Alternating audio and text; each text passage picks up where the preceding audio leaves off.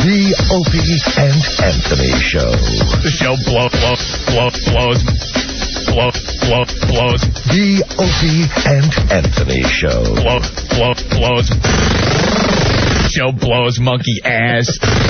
The Opie and Anthony Show.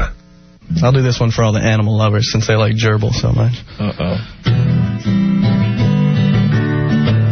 It's a sing-along, too, so everybody feel free to join in.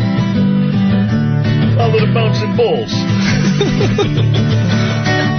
When the game of life makes you feel like quitting, it helps a lot if you kill a kitten.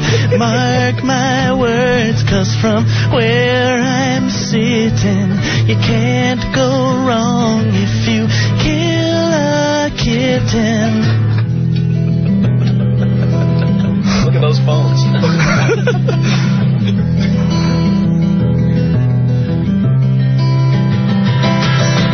There's no crime that you'll be committing. I know the law. You can, everybody, kill a kitten. And if you need yarn for that scarf you're knitting, you'll get plenty when you kill a kitten.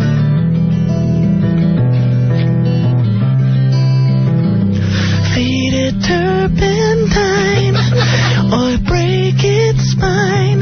Crush it with your shoe as long as you kill a kitten. Kill a kitten. Listen up. If the one you love isn't quite as smitten, she'll like you better when you kill a kitten. And I'll quote the Bible, 'cause that's where it's written. If ye loveth Jesus, ye must kill a kitten. Throw him at a train, make him snort cocaine, drown him in a lake, bake a kitty cake, flush him down the can, hit him with your van, stick some TNT up his cut booty, do what you must do as long as you kill a kitten. Kill a kitten. Kill a kitten. You got to kill a kitten. All right.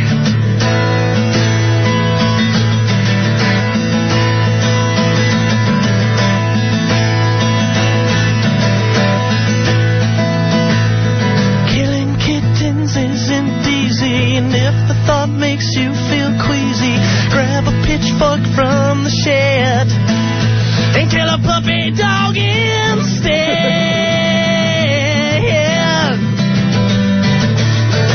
Kill a kitten, you got to kill a kitten, a little furry kitten, you got to kill a kitten, you kill a mother, got to kill a son of, kill a little fucking kill him in the 8675309. 8675309.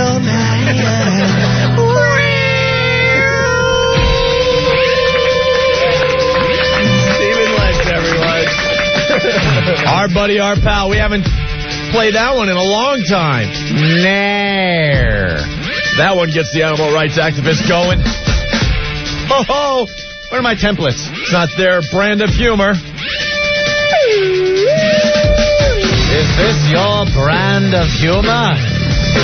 We're plugging in machines as we speak to start the Opie and Anthony Show. The most unprepared radio show in America. Yeah. Almost ready to broadcast. Some days it's easier for our guys to get in here and set everything up beforehand. You know what I mean, Op? Yeah. And other days it's like we got to come in the last minute because, I don't know, there'd be a brawl or something, I guess. A brawl. Not worth my time. There's a whole whole list of people I'd rather punch in the face before that. Hooray for AIDS! Yes. Hooray for AIDS! Yeah. Hooray for AIDS! Hooray for AIDS! That's awful. Yep.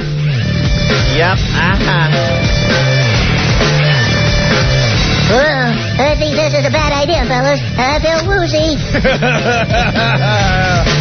My bad. I love when we get new clips to play on this radio show.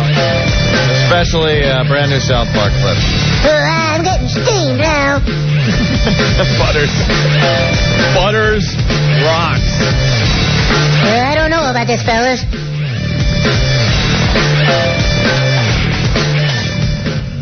Man. Oh, gee whiz, I'm not watching television, Dad. I'm just laying around jacking it. That was Cartman's impression of Butters.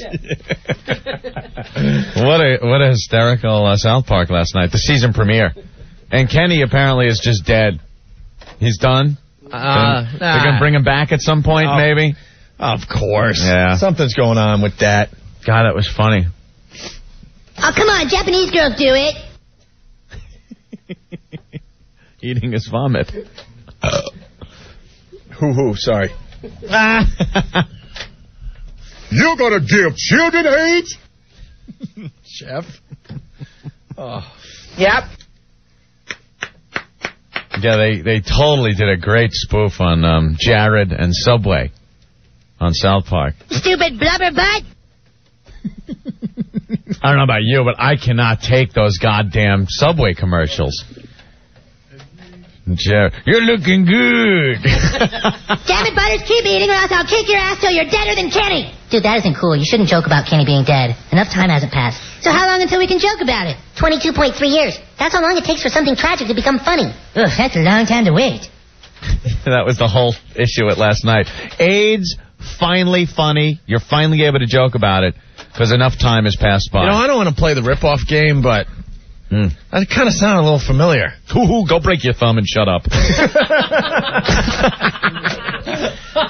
Well, we've talked about that many, many times. I know. And I've never heard it discussed before. Enough time passes. And it's been written in some of the articles we have done in the last 6 months or so. Things just become funny. We have said many times in the show, if enough time has gone by, it's okay to joke about something. Yeah.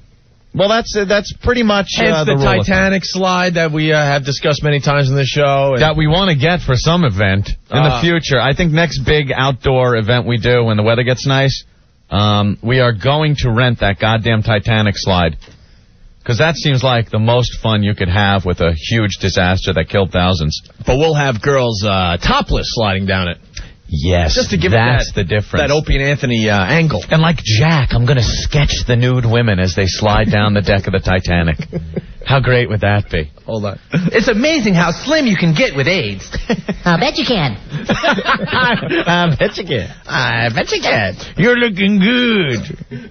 Jared eating the sandwiches. You want to hear the Philadelphia? Yeah, this is really funny. South Park did a great job last night. They really did. But Jim's not happy about that. What's wrong, Jim? Dude, I thought it was actually very funny. Mm-hmm. Again, if you're a cartoon, you can say anything you want, but they, don't make fun of this, don't make fun. Comedy Central really makes me sick. So you're saying Comedy Central, because they allow South Park to get away with all that stuff. And I don't want to hear they air late, stupid. And then they edit your act. No. You can't Butcher. talk about Butcher. Not just mine, everyone. What line? A lot of it. It's just annoying. Every time I hear South Park, I want to vomit. Yeah. It's a very funny show, but they do want to make fun of prosthetic legs, and the woman's telling me, of course, a woman, you can't make fun of prosthetics. Even though we all know they're hilarious. There's nothing funnier than someone with a fake limb falling off as a fire breaks out. And of course, and what a funny thing that one of my age lines showed up on South Park. Now this thing that you guys have talked about showed up on South Park. That's a real coincidence. How's your thumb? It's not broken. Why? Okay, just wondering. Why, what happened? I don't know. Well, how come? What's wrong with me? Hey, Joe, what's going on? Hey, guys. Watching it last night and the AIDS joke that kept running, I was getting sick. I thought it was just a horrible joke. Why don't they just shut up and move on with it? And then they brought in the dead horse, and it was just Those guys are brilliant, I got to tell you. Oh, when Jared was beating the dead horse? Yeah, the whole joke was that he lost weight with the help of AIDS, but the little side joke was that he got a couple of guys who were his aides that helped him exercise and eat right. So, but they just kept pounding the joke into the ground, and right when you started really getting annoyed with it, they show Jared beating something on the ground, and you don't know what it is, and then they pull the shot back, and you see he's beating a dead horse. That was really brilliant. funny. All right, Joe. See you, boys. Bye. Boy, those cartoons sure are edgy. Hooray for AIDS! See, Jim? Hooray for AIDS! You know what you're doing? You're getting mad at South Park. No, I'm not. You should get mad at the people at Comedy Central. I have no problem with South Park, especially when because we love Matt and Trey. They've been on the show many times. Sure. We have a love-hate relationship with them. Yeah, not anymore. When was the last time we spoke with them? I am not very happy with those two. Huh? It's bad. Yeah, it's kind of bad. Why is it bad? I don't know. They're still upset. At what? At the K-Rock thing a couple of years When we hung up on them. And whatever. Really? Are they mad enough that they wanted to take your concept of, it's okay to make fun of it after X amount of time? They don't seem to mind that, but they couldn't be too mad at you. They're obviously listening to your show, or someone who writes for them is. All right, calm down, Jim. South Park. I'm tired of it. Wow. We're back to having fun and being in a happy mood. We're in a happy place. I'm in such a happy place. We're in a happy place. Fun to come in. All right, we have lots to do today. Yes. We have Rick James coming in at 4 o'clock. Nice. Rick James. We have to talk about the 55-gallon drum challenge, which goes down tomorrow. Tomorrow. I can't wait. And the contestants are talking smack. Already with each other. So we're going to get some of the contestants on the line today. Maybe we could get Rick James' opinion and some pointers on imprisoning girls while we torture them. Hey, that's a good idea. That's interesting. He has a little experience at that, right? Maybe he could... Can we burn him with a hot glass pipe bowl? I was going to say, maybe he could, help us out and give us one of his crack pipes. We'll burn Olympic rings on the girls' arms with a hot bowl of the crack pipe. Yeah. Why not? Mr. James should be allowed to explain his side of the story first. I am thrilled to death that Rick James is coming in today. I want to hear everything. I'm fascinated with the story of Rick James. Is he going to talk, though? That's what I'm hoping. If he doesn't talk open and honestly, because quite frankly, it'll be nice if he does talk and open, and then he can get his plugs out for whatever album he's got. Do he have an album coming out? I don't know. I don't either. So it would be good for him if he's able to do that. I'm assuming that he's pushing an album. But I don't want to hear it unless he comes clean and really opens up and discusses. I want to hear about the torture with the girl. I want to hear about prison life. I want to hear about his time in prison, yes. I want to hear about that. Buffalo's own Rick James. Buffalo. It's a little local reference here today. Wow, how about that? I believe he grew up on the Fruit Streets. I want to hear how a section of Buffalo. How he fouled Linda Blair. I want to hear that. Linda Blair went from little Reagan in The Exorcist to squatting on that baby's arm clutching an apple. I got the fact sheet in front of me. Oh, you do you? Some of the things we could talk to Rick about. Born and raised in Buffalo. His mother ran numbers. How he feels about that? His mother ran numbers for the Italian mob. Really? He joined the army at 15. 15? He formed his first group in Canada with Neil Young, Anthony. Who saw that coming? And then all the stuff you obviously mentioned. Yes. And he had a stroke in late 1998. Someone addicted to crack having a stroke after a while? Stop it.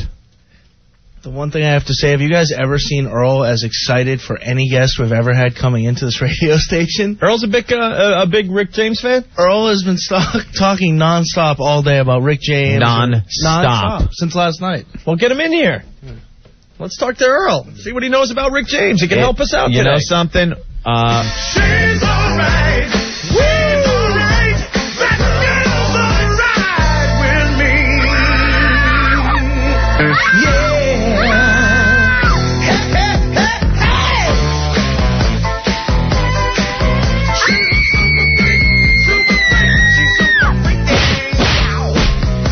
Get on your hands and knees like a dog. That's it. Roll around like a dog.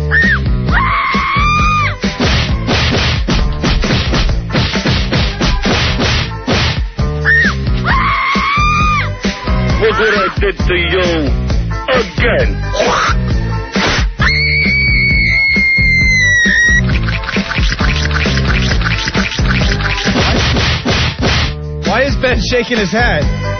Ben, what's wrong? We're having fun. What happened? They're having lunch right now. They're not listening. What happened? Can we get back to our bit?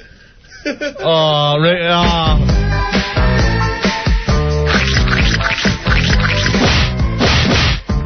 yeah. Get your bra and take it off now.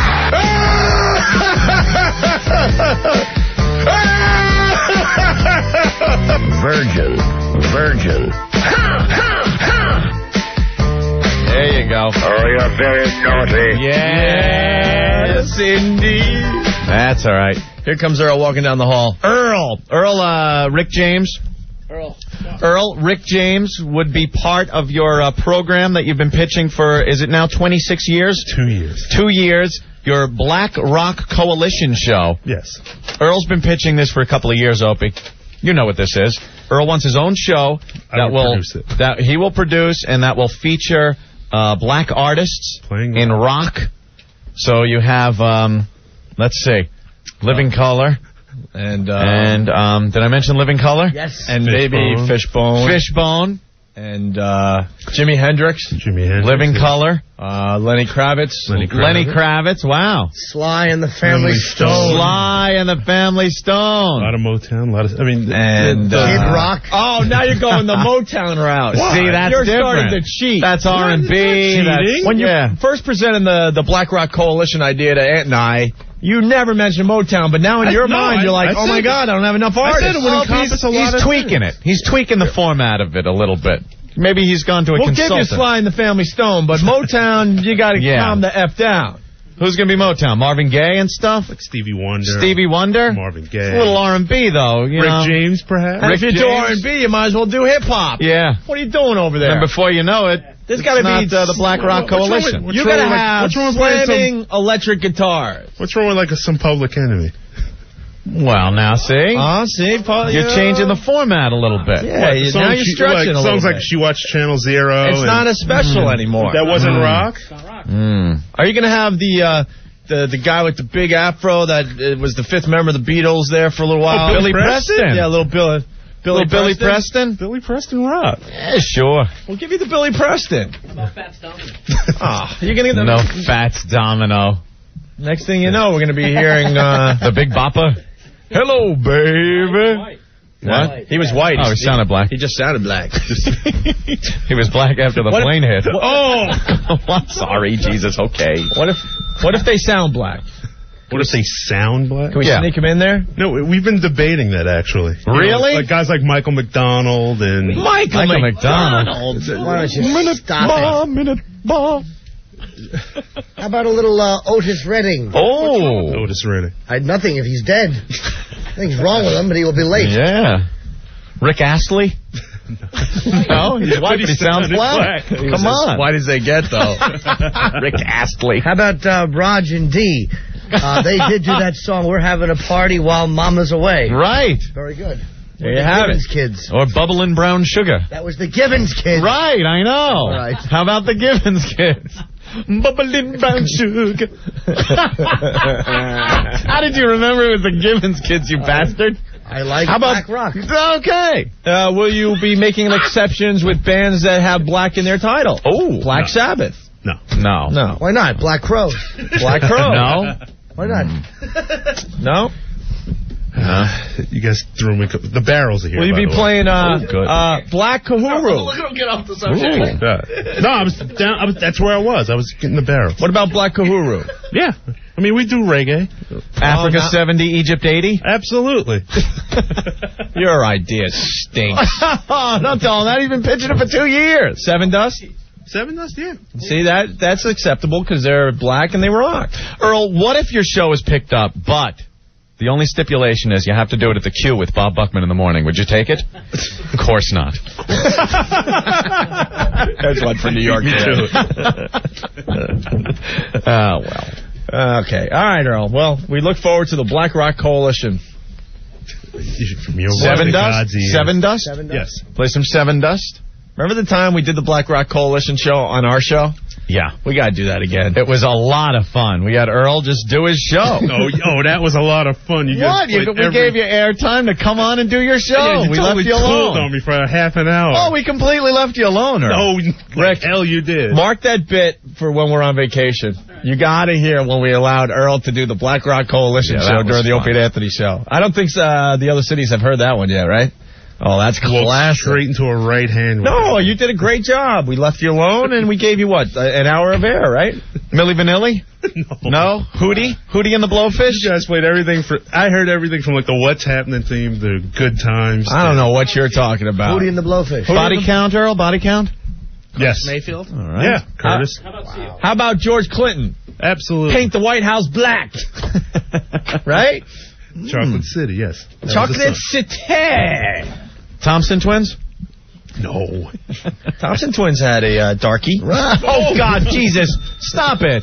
How about what's their name? They sang "Pass the Dutchie," an old favorite. Pass the Dutchie on the left-hand side. Yes. Probably not. Many hits they had. Really? At the time, yeah. How about Bob Marley? Bob Marley, absolutely. Hey, Earl, what about Earth, Wind, and Fire and Little Brother? Well, Damone's asking, Earl. Earth, Wind, and Fire? Earth, Wind, yeah? That's hilarious. All right. That's really funny. Earth, Wind, and Fire and Little Brother. You got that one down. I love that movie. Could you do the Van Halen thing? Oh, no, God, do the Cheap Trick one. Oh, now you put me on the spot. All right, forget it. I haven't seen the movie in about a month, so I got to... Sometime today, just out of nowhere. All right? Yeah. Oh, I'll hit you with it. All right. I usually don't ask for requests, but... That's, you know how it is. I like the Damone When thing. I get put on the spot, my favorite is the pool. You know, where they're going to the pool. And they come up and he goes, "Hey, Rat, where'd you get that? Out of the hamper?" It's the attitude.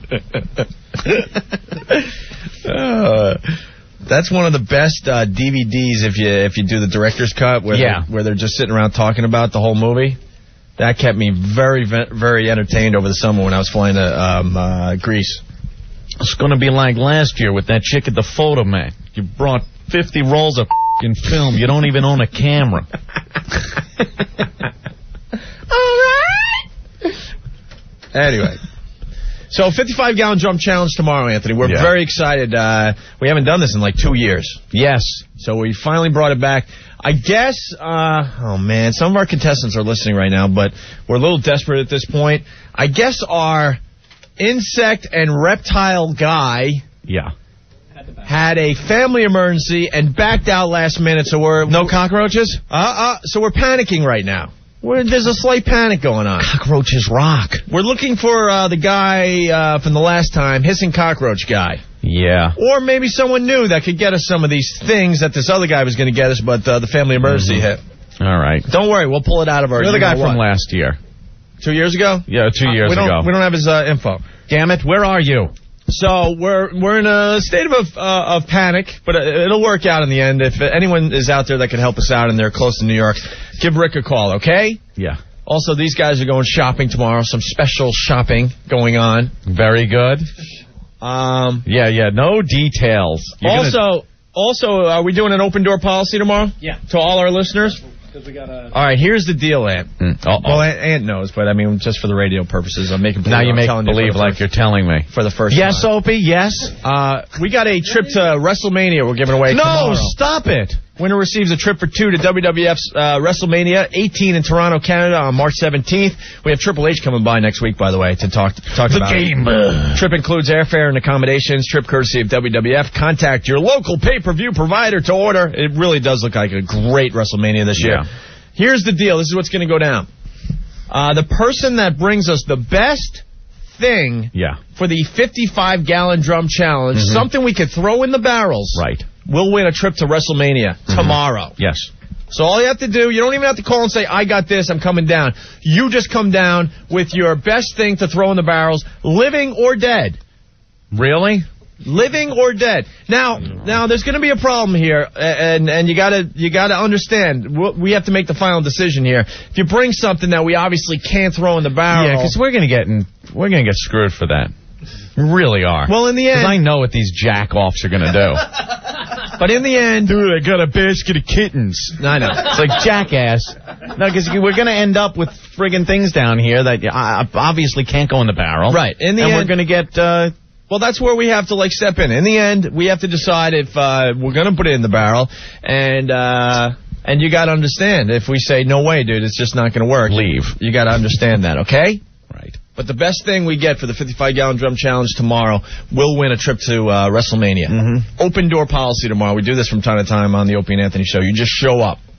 Make believe you're coming to an airport, too. Keep all your scary crap off of your person because you're going to be metal detected. All that. All that stuff, okay? Right.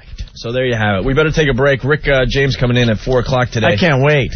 We got to talk about Jim Norton's cribs that went down yesterday. We have some comments. I think we should do that next. I want to see the video. Well, Jeff's working on it. Working on it? It's going to take some time, though, because he wants to put together a really nice piece like he did with Stalker Patty's cribs. Right. Also, man, a sucks to be you right around the corner. Well, there's a lot of crazy things in the paper, and we got to decide which is which. Sucks to be you. The winch. It's a combination sucks to be you, bitches that'll get yous. We got one of those. We got a sucks to be you combination unlucky lottery. Yeah, we got all sorts of little things happening today, so stay there, okay? Roll. The Opie and Anthony Show. Oh, it barely fits through the hole. Yeah, just squeeze it through. Squish it through. Squish it through. Oh my God, it's another fish!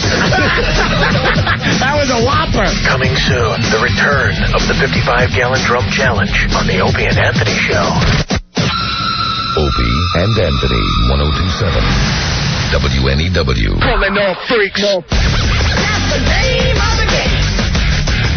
That's the name of the game. That's the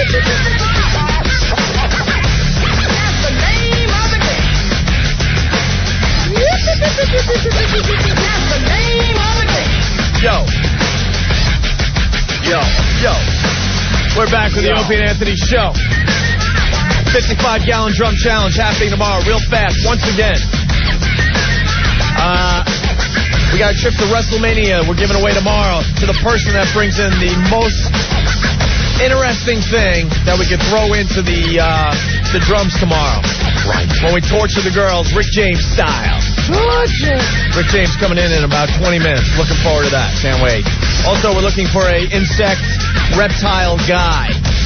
Our guy fell through last minute, so we're panicking a little bit. We want to make sure this 55-gallon drum challenge tomorrow rocks.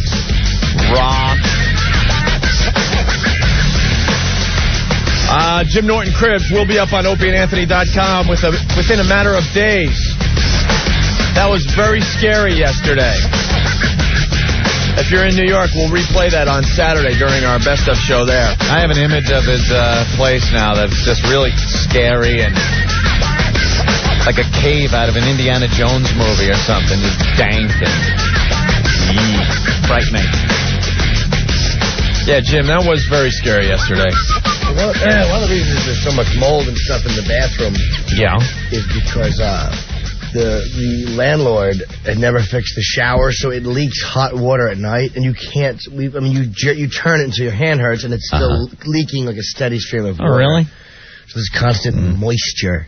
How long has that been happening? Yeah, that explains the shower area. Yeah. And what about the holes in the ceiling that drips water when it's raining outside while you're trying to watch TV? I'll tell you what the rest. Or what about the black mold behind your pictures that are hanging? What about the powder puff stuff, the Barbie doll chocolate bars or whatever you have? I can explain. What was the Kleenex, the Barbie Kleenex? What about the book on sexual predators? On sexual predators. I can explain all of it. And I know this doesn't look good. Right. To some people, it looks great. I think, Aunt and I have been working with Jim for a long time now. Yeah. It really has been a long time. Well over a year, Dice introduced us to Jim Norton. I think yesterday, Aunt and I finally hit our limit with you. I looked at Aunt when all of a sudden Rick or Steve said, yeah, and we found this book on sexual predators. Like, oh, boy. Aunt and I looked at each other like, we thought we heard it all with this guy. That scared us a little bit. No, I'll explain. All the the chocolate, the Barbie stuff, that's all my roommate's girlfriend who I live with. I live with a guy with, Jim and his girlfriend. The mold on the walls is because it's a piece of garbage apartment and the water leaks in. There's nothing you can do about it except clean, which I'm not going to do. No mold in my bedroom. I'm not saying my bedroom's clean. It's a disgrace, but there's no mold in it. And the book on sexual predators, I love stuff like on serial killers. Who doesn't? It is a fascinating bag-whacking material, yes. I love reading about Edmund Kemper and Bundy and all those guys. All those fun guys. Yeah. So that's why I have that. Was it a Times bestseller, this book? I don't even know. I just got a girl. Can you find it in, Barnes & Noble? Or do you have to go into those special little bookstores? I got that from a girl I had been seeing who had What, as the a book. birthday gift? No, she had it. I was like, yeah, let me borrow this a while ago. Yeah. And I just never gave it back, and then we stopped seeing it. Why did she have it? She's a good girl. What was the name of the book? I honestly don't remember. No. It was on the floor. And what about the mail that's piled up a foot high? Dude, I was worried about anthrax. That's weird. But that's worried. a little But weird. there's bills in there. I paid a lot of my bills, but I mean, some of it is just like old phone. I mean, I paid them, but it's just, I panicked. You just, during that time when it was going around, the anthrax, you figured better safe than sorry. I panicked. Mm-hmm. I just, that old bag in Connecticut, what was her name? Old bag. Oglethorpe. Something Oglethorpe. She caught it, and she was 90. Yeah. She wasn't a target, so I mean, I'm a 33-year-old, actually, comic. I know I'm not a target either, but. All right. We're also wondering what you hid before the cameras got there. Nothing. Did anything? Absolutely nothing. Did you look around and go, all right, they're coming, let me just get rid of this? Yeah, because I think we all would do that. If they were coming to my place to film a Cribs, there's definitely things I'd be like, thinking, you know what, I don't want to share this or this or that. No. Yeah. But with you didn't hide anything. Absolutely not. No. Everyone's got something. Nothing. No? The videos I was showing, I only pulled out I don't actually own that many pornos. I own some, but not that many. I don't watch porno them. mags or anything? There weren't any porno mags in your house? In your apartment?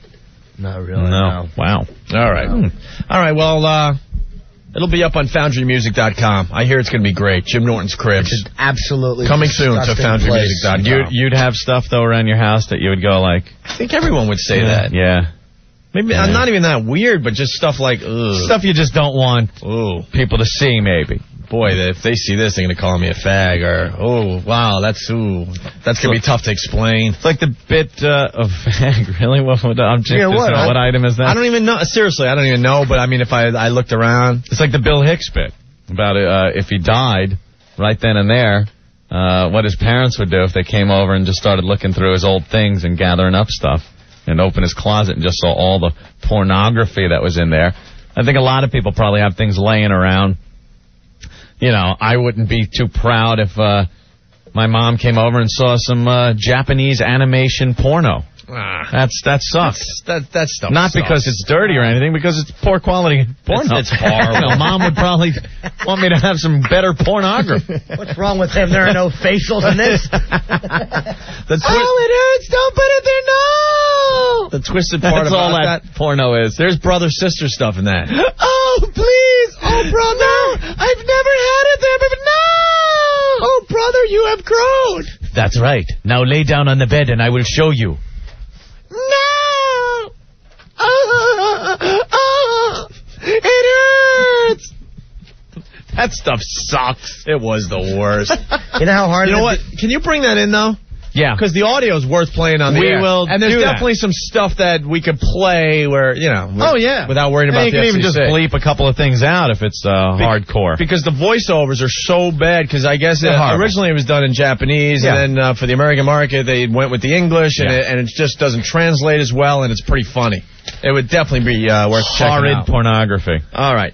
Anthony, before Rick James gets here, we got to play Louis Black's Back in Black segment from The Daily Show on Comedy Central. Yeah, well, we have him on a lot. Good friend of the show. He got arrested for us once with the Voyeur bus incident. And he was talking last night about video games. Now, we've had him on the show while we were discussing video games. He's clueless. The guy is clueless when it comes to computers or any kind of gaming system. So his take on this whole thing was really funny because it's a guy that just knows nothing really about video games. And he's talking about things like Grand Theft Auto and State of Emergency, games that are just pretty much go out, kill everybody. I'm going to go out on a limb, and I don't think Louis Black understands the youth of America and how I'm going to make believe I'm a youth, hello, but how they think. Right. I think I understand how they think. I've always said, and I said this in the office the other day, hanging out, drinking a few beers, Stinky's back there. I go, I definitely am in some state of arrested development. Yeah. Like, I think if I was, let's say, 20 right now, and my mental age was the same as it is now, I mean, back that far, by that many years, I would be considered retarded. He has he's 20, but he's got the mind of like a 5-year-old. So he's profoundly retarded. You know, the drooling type retards. You know what? The reality is Opie and Anthony never had to grow up. We need to admit that to everybody. The fun thing is, don't get me wrong, it's a pisser, man. Kind of fun. But people that come in here, they hear what we do on the air, but then when we leave the air, when we're done, it's pinball, it's drinking, it's foosball, stupid video jokes, games. It's that, or it's going back into the office and throwing things at each other. It's third grade. If we ever lose this radio show, we are so effed in the real world. It's not even funny. I don't know how to function in society with people my own age. Like, what would you do? I don't know. Radio show ends tomorrow. What would you do? What would we do? I don't know. I would have to, go back to knocking tin? Know what I would do? What? Seriously? I would go right back to the Huntington Crescent Club and caddy. Just caddy? Caddy a little bit. Tell people stories about how you used to be Opie? Oh, yeah. Oh, God, is that sad? Until I figure it out. I would do that immediately. Oh. But after that, I would be dead in the water. I don't know. I could see me up in a hot attic, banging away on some sheet metal gun. Do you remember Opie and Anthony show? Yeah. Because this is it. You know, I used to be Anthony. We're not working toward anything. Like, if this ends, it's like all the skills we brought with us the last 8 years we've worked together. Done. It means nothing in the real world. Nothing. Well, I play pinball. I'm up to level 46 in EverQuest, if that's part of my resume stuffer. And I can drink beer and throw things at people. I could review video games. Yeah, we could do that. We could talk about TV shows and movies. I could tell you how to make I Am Picky very happy. When do I start? When do I start my job here? I'm not qualified? What happened? I was qualified for a pretty good job. And then, with this in radio. You know, on top of that, too, let's say we try to go legit. Let's say the radio show ends tomorrow and we try to go legit. Like, hey, we want to go into the corporate world, get this job, that job. You know, all the crap we've said the last 8 years is going to come back to haunt us. Done. We would have, like, this amazing resume that we'd have to fake, obviously. Yeah. And then they would pull out tape like, yeah, we were thinking of hiring you, but remember back in the year 2002 and all the stuff you said about the Sikhs? Yeah, that wouldn't be good for us in our company. Aspirations to politics, too, have been completely wiped out. Oh, yeah, no, that's a pretty good idea he has for the state if he wants to run for that office. Isn't it true you used the word jigaboo on the... What was the context? What was the context of the term jigaboo when you heard me say it? Right. I don't believe this should interfere with me running for this office, and I was doing it in character. And waddle doodle, I apologize. We have a videotape of you guys doing something called the Wiffle Ball Bat Challenge. Yes. Oh, that. Yeah. How will this affect me? Is there an office I could run for against Gary Condit? Because I think I might have a shot against that feller. We didn't kill anyone. Message to Gary Condit. Tell us where she is now. Yeah, you lost. He'll never. He's a worm. You have lost, so it's time to tell us where she's buried. He's not a worm. You don't think so? I love him, and he should have won. What do you think he did? You know he was involved with the disappearance of that girl? Yes, he was. Mm-hmm. He knows more than he's telling. Of course he does. He's probably involved. Time to tell, Gary. No, let him go. Come on. Let him go. All right, so we were talking about Louis Black, and we got him on hold, and he's a very busy man. So let's play his Back in Black segment from last night. Yes. It was hilarious. Talking about video games. Yeah, gaming, Grand Theft Auto 3, and other things. Check this out.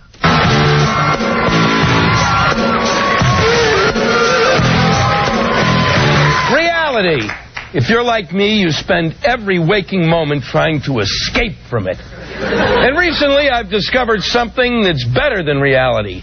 Video games. Okay, so I'm 25 years too late, at least according to my calculator watch. Look at this thing. It's a watch, and it's a calculator. This is amazing.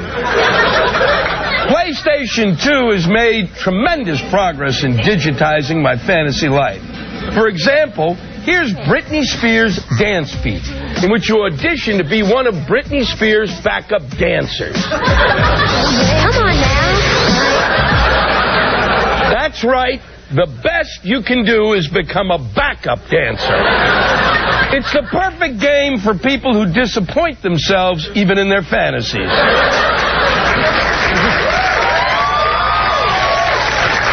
Now, even though dance is my first love, I was looking for a game with a little more panache. And by panache, I mean this. This game is called State of Emergency. Its high-minded premise puts you to work taking down a fascist multinational corporation that controls the country. And how do you do it? By walking into a shopping mall and shooting anything that moves.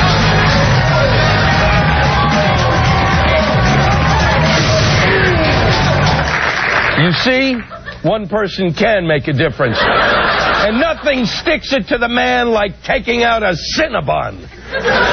Now, if senseless bloodshed in the name of anti-corporate activism seems a little too goody-goody for you, then how about senseless bloodshed in a moral vacuum?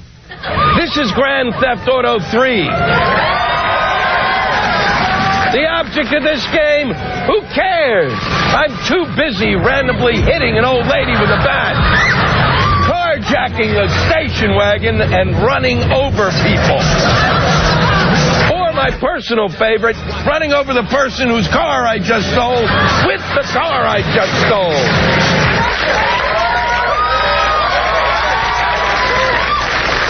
Now, this is a video game. Rescuing the princess is for pussies. Thanks to PlayStation, I can kill, maim, steal, and still have time to be a Britney Spears backup dancer. It's a good time to be alive. Steven? Goddamn Lewis, man. Hey, Lewis. Hey, guys. That was hilarious. I watched that last night. I was dying. Your reactions to the clips they were playing at Grand Theft Auto 3 when people, that old woman's getting beaten over the head with the baseball bat. Have you played that one? It's one of my personal favorites, and I have it in my game console, PlayStation 2, at home. And it is so good to come home from work and after you've been in traffic and play that game. Yeah, my favorite is the picking up the hooker and then choosing whether to kill her or to sleep with her. Yeah, you could have sex with her. No, Lewis, you don't get it. You could sleep with her, and then you could kill her. And take her money. And then take your money back that you just paid her. Well, that's good. Isn't that you fun? guys are good. I could barely get the guy into the car, okay? You actually played this game. I played that game. Then the sickest thing was I went over there the other afternoon, and Paul Mercurio and I and Rory, who produces it, were standing there. They were going to see if I could, they're going to put one of the pads out. We're going to end with me being a Britney Spears backup dancer. Yeah. And I was completely, it was like watching a child with some sort of a motor dysfunction. I was pathetic. I wanted to pee on the mat. You did you? I wanted to. Lewis, it seems like you don't get gaming. I do get gaming. I love gaming. I'm just terrible at it. You're talking about the guy who was on Ben Stein's Money and didn't get a point. But he couldn't operate the little, the sticky thing. But it seems like you don't really get Grand Theft Auto 3. Oh, I love watching it, but I can't do it. No? No.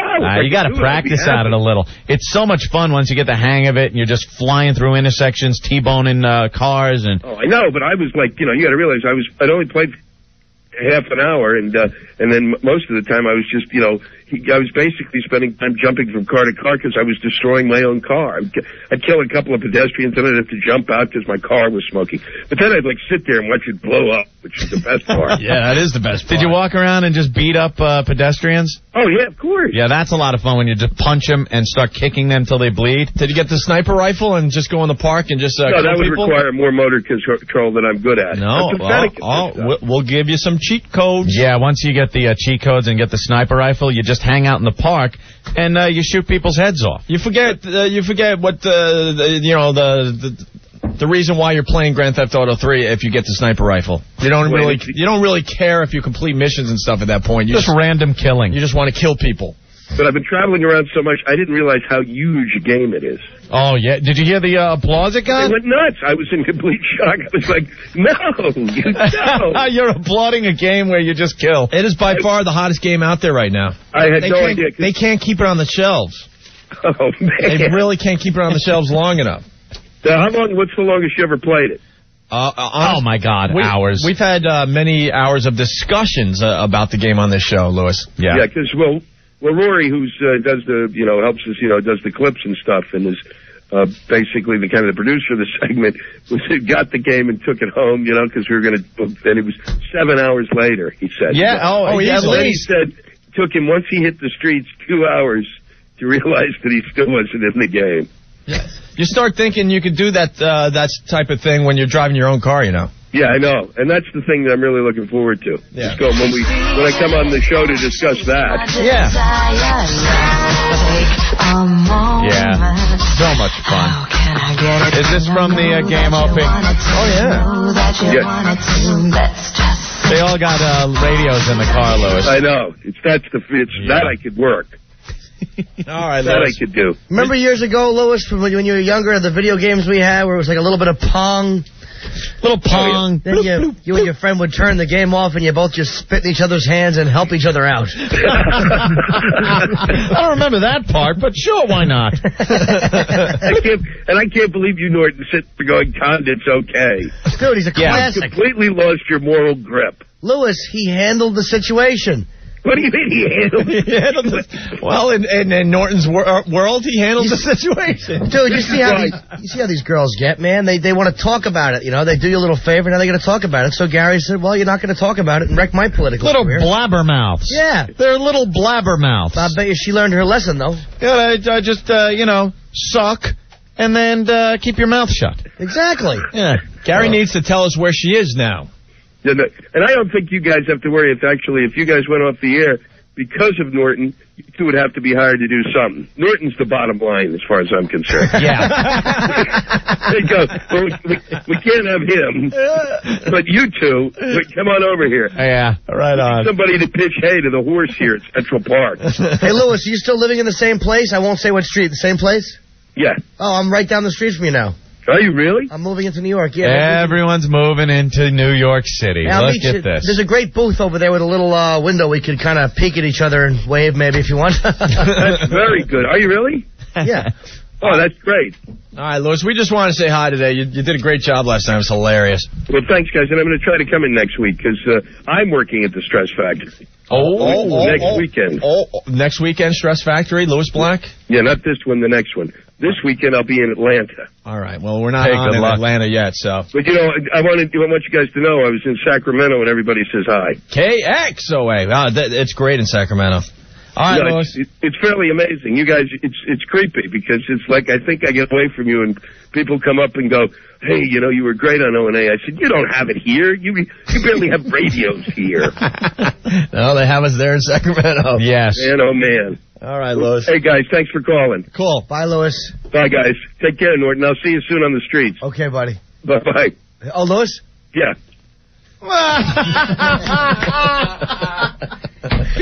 You got him.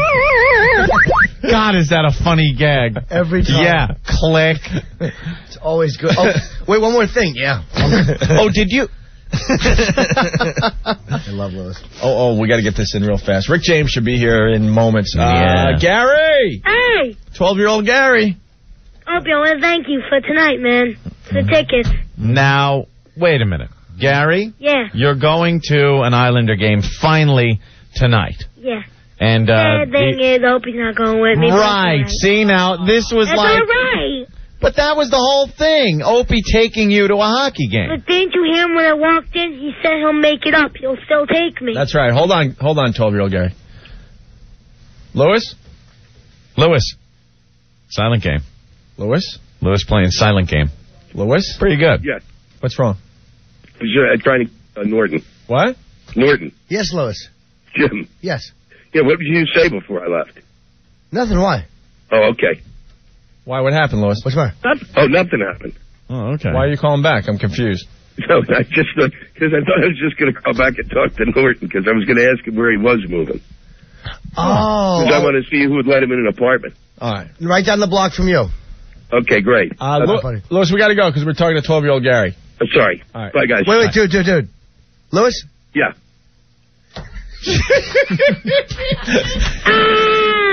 That was hysterical. Go Norton. Hey, Gary. This isn't I Ricky gotta Lake. say, I'm a little scared of Norton now. Yeah. After what happened yesterday. Oh, you should be. Wait till you see the video on FoundryMusic.com. I'm not even going to go look at it. Jim Norton's cribs. So, yeah. Oh, wait, dude. You told 12-year-old Gary going to the Islander game tonight, Anthony. Without Opie. Well, I can only get 2 tickets. Nah. Well, that was you and Gary. Well, no, he's going with his dad, right, Need Gary? a chaperone? All right, we'll figure it out, but I got him the tickets. That's a good thing. That's a good thing, right? Bad thing is you're not going with me, but it's okay. Well, we'll work on that next time. Yeah. All right, well, have fun and tell us all about it tomorrow on the show, all right? All right, guys. We might not have time, though, with the 55-gallon drum challenge. Oh, man, I wanted to come in. You can't come. I know. I'm sorry, you can't come. Oh, and Opie, guys. What? I knew that was coming. Little smart-ass bastard. Well, he's, it's young. He did a little bit over, but he was very, it was good of him to do. All right. Anthony, Not a bad execution on it, Not I at all. think. Yeah. I got to remind everyone again, 55-gallon drum challenge tomorrow. We all know that. Yes. Rick, how we doing with reptile insect guy? We got a lot of calls. We got a lot of good stuff on the way. All right, good. Believe me. All right, we got a side thing that's happening tomorrow with the 55-gallon drum challenge. Basically, we got a trip to WrestleMania. It's going to rock WrestleMania. It's going to be on pay-per-view a week from Sunday. It's in Toronto. You got a trip to Toronto for you and someone else. Basically, we're looking for this. It's an open-door show tomorrow, okay? Yeah. You come by with stuff that we could dump in the 55-gallon drum challenge. The craziest, sickest, wildest thing, whatever. We'll determine that. We'll win the trip to WrestleMania. Now, but you got to listen to Ant and I. You might bring something by where we're like, look, we can't dump that in the drums. Right. So you'll be disqualified. You got to understand that, all right? So the person that comes by with the best thing tomorrow will get the trip to WrestleMania. Mm-hmm. Cool? Right. Cool. Hey, this is Dennis Leary here. I listen to the Opie and Hey, this is Dennis Leary here. I listen to the Opie and Hey, this is Dennis Leary here, and I listen to the Opie and Anthony show every day. Yeah, right. NEW. You know who loves this band? LeBeau from Hogan's Heroes. Right? My bad.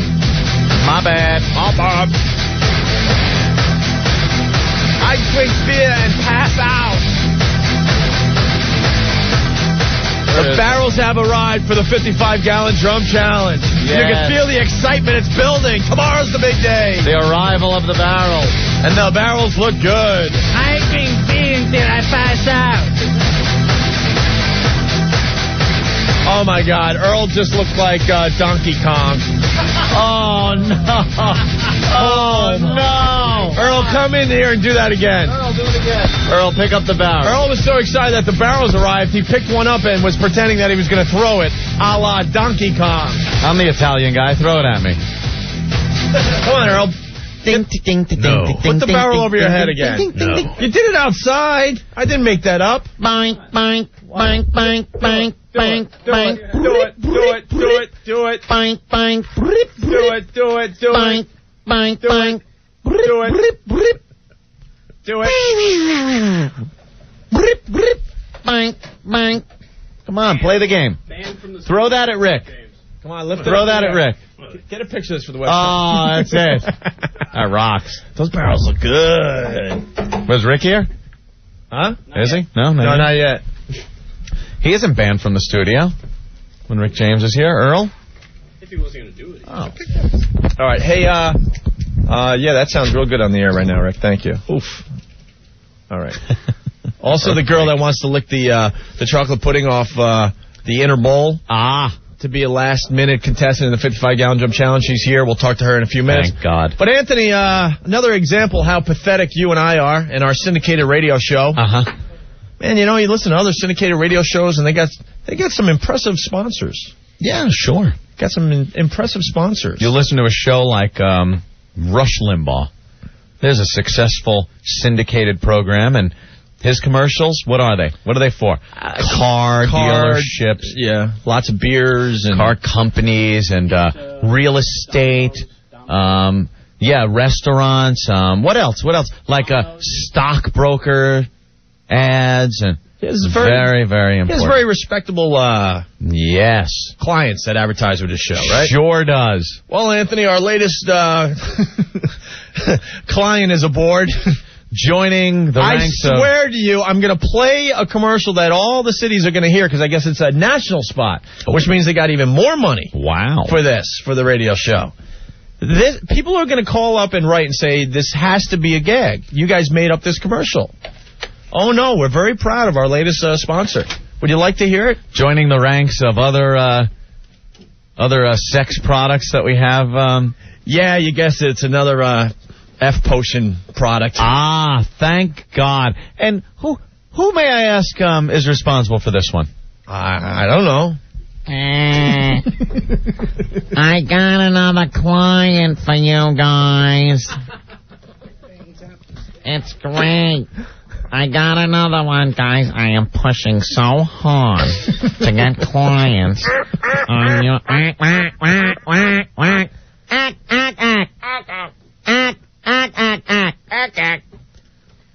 So this is the latest one. You're gonna love this one. I tried it myself. I rub a little on, and then just go out on 57th Street, spread eagle. Whoever wants to come by, slam me. Just slam me. So can I play the new commercial? Put it in my...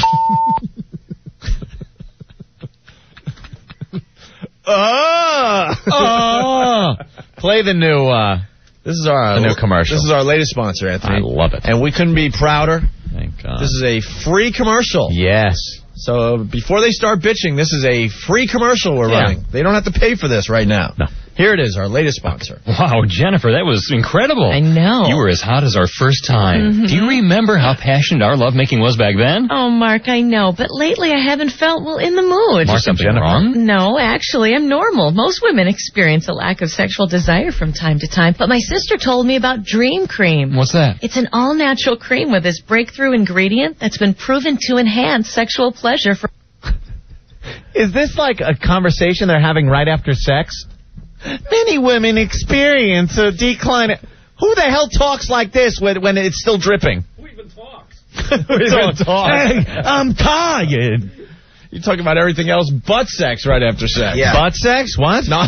Oh, okay. Aside from. That's the context. From, right. Sorry. I thought you meant... sex. I'm gonna need a thesaurus. Yes. I need another word for butt. Thesaurus. Usually after sex, she's laying there sobbing into the pillow, and you're like, look, I thought you said yes. Sorry. All right, well, it's half over our new sponsor. Helen, I'll kill your parents. No, puppy. Puppy works better? Yes, Here I go. women, and it's available without a prescription. So I ordered some. How's it work? Well, I applied one little fingertip full, and Dream Cream made my skin more sensitive to touch. I was so aroused. My sexual pleasure was so intense. It's lubricating, tasteless, and odorless, so it doesn't interfere, and it worked almost instantly. You're telling me. Come on, cuddle up over here. Let's see what happens next. Okay. That could be the worst acted commercial I've ever heard. You know, I'm sure the product is a lot of fun to put on and start rubbing around on each other. Just a fingertip. But who is that, Mark and Jennifer with their characters? Hey, what do you say we cuddle up? I want to hear Steve do the same read. Yeah. I want to cuddle up with you. Make Steve from FoundryMusic.com do the same read. Oh, that's good. Do we have copy for that? Someone's got to transcribe it. Transcribe the copy You know, I don't think Jimmy will play along, but I want Steve to do it with another guy. Ah! Yes. Just a fingertip. Just a fingertip full. Why don't we cuddle up? See what happens. Who wants to be in the barrel today? They got it. That was great. They got it. Jimmy, you'll do it? Of course. You'll do it with Steve? Yes. Will you play the girl part? Yeah.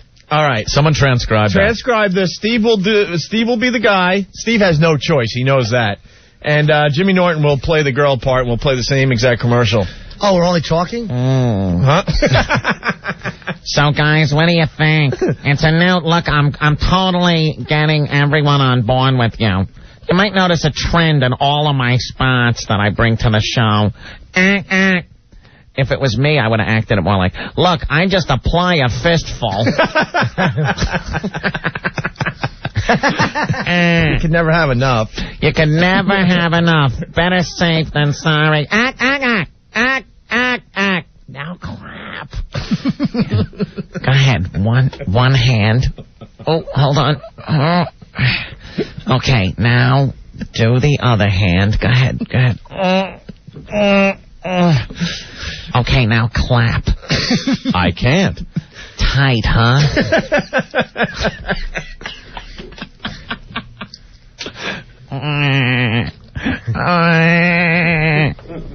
Yeah, Aaron wants to know. I ain't satisfied till I'm bleeding. Right, Jesus. Aaron, what's up? So when she was explaining, how she put a little fingertip on it and it was odorless and tasteless, wouldn't you ask her, who the hell were you with when you found it was tasteless? Well, yeah, that's true. She's with this guy, right? Yeah. And then she's talking, the guy didn't realize that she's using this cream? Well, I mean, didn't get that. She said she found out it was odorless and tasteless when she tried it out and she was explaining it to him, so she must have found out with someone that it was tasteless. What a little hooah. Totally. Who was she with? Yeah, there's problems with that spot. I can't wait to hear the same commercial with Steve reading and Jimmy reading. Hi. That was great. Yeah. Too bad we don't have sex that often anymore. Well, you know how it is. Your big C in my face just isn't appealing. That will be bit of the day. No problem. All right, Aaron, thanks. Later, guys. I'll tell you what this cream does after I pick your yam bag hair out of my teeth. God damn. John wants to know if that commercial was on Chatterbox. Good GTA 3 reference there, Johnny. Joe, what's going on? Hey, what's up, Owen? Hey, I just wanted to say what's up, and I want to get your vocabulary going before Rick James comes in the studio. Make sure you got the right words there. Oh, vocabulary's got to be changed. Well, Rick is here, and he seems like he's having fun already, huh, Ben? Yeah? Okay, well, first of all, you can ask him if he ever went raw dog on any of those tricks that he had with him up there. All right. Maybe we ought to have you. Does that mean no condom, You know what raw dog means? Is that no condom? Right, having sex without a condom. Ah, very good, Norton. Hood rat. Hood rat. Yeah, hood rat. That's a girl that might call your show and say things like, I'll eat your food, or are you my baby daddy? Oh, one of them chicks that called up, she'd be a hood rat. Female gangster. Yeah. All right, what else? And so we can keep the airways clean. Instead of saying stuff like heroin or dope or crack is known now as cook 'em up. Cook 'em up. Cook 'em up. And heroin, diesel. Diesel? Diesel, yeah. Hey, Joe, you're the guy from Newark, right? Yeah. Is Monsoon around today? Mongo, he don't come out till about 5 o'clock because it's a school zone out here. 5 o'clock? Oh, wait, he don't want to get caught in the school zone. Yeah, that's 1,000 feet within the school zone. So after the school zone time ends, he comes out? Yeah, 5 o'clock, the gravy train leaves and you can come out. 5 o'clock, he comes out and sells his goods. So yeah, he'll be selling starting at 5. What's that? He'll start selling at 5. Hey, listen, can I get my Rick James? Is he there? Can you hear that? Oh, yeah. All right, Joe, hold on. We'll let you talk to Rick James. Yeah, you hold on. All right, hold on. Why don't we take a break and we'll bring Rick James in here, yes. Okay? Opie and Anthony, 102.7 WNEW. And we're back with the Opie and Anthony Show. Rick James in the house. Yeah. Building security is up here. Everyone's excited to meet Rick James today. I want to meet him. Let's bring him in. A couple phone numbers in the New York area. 877-692-1027. anywhere else, 866-277-4WOW. That's 866-277-4WOW.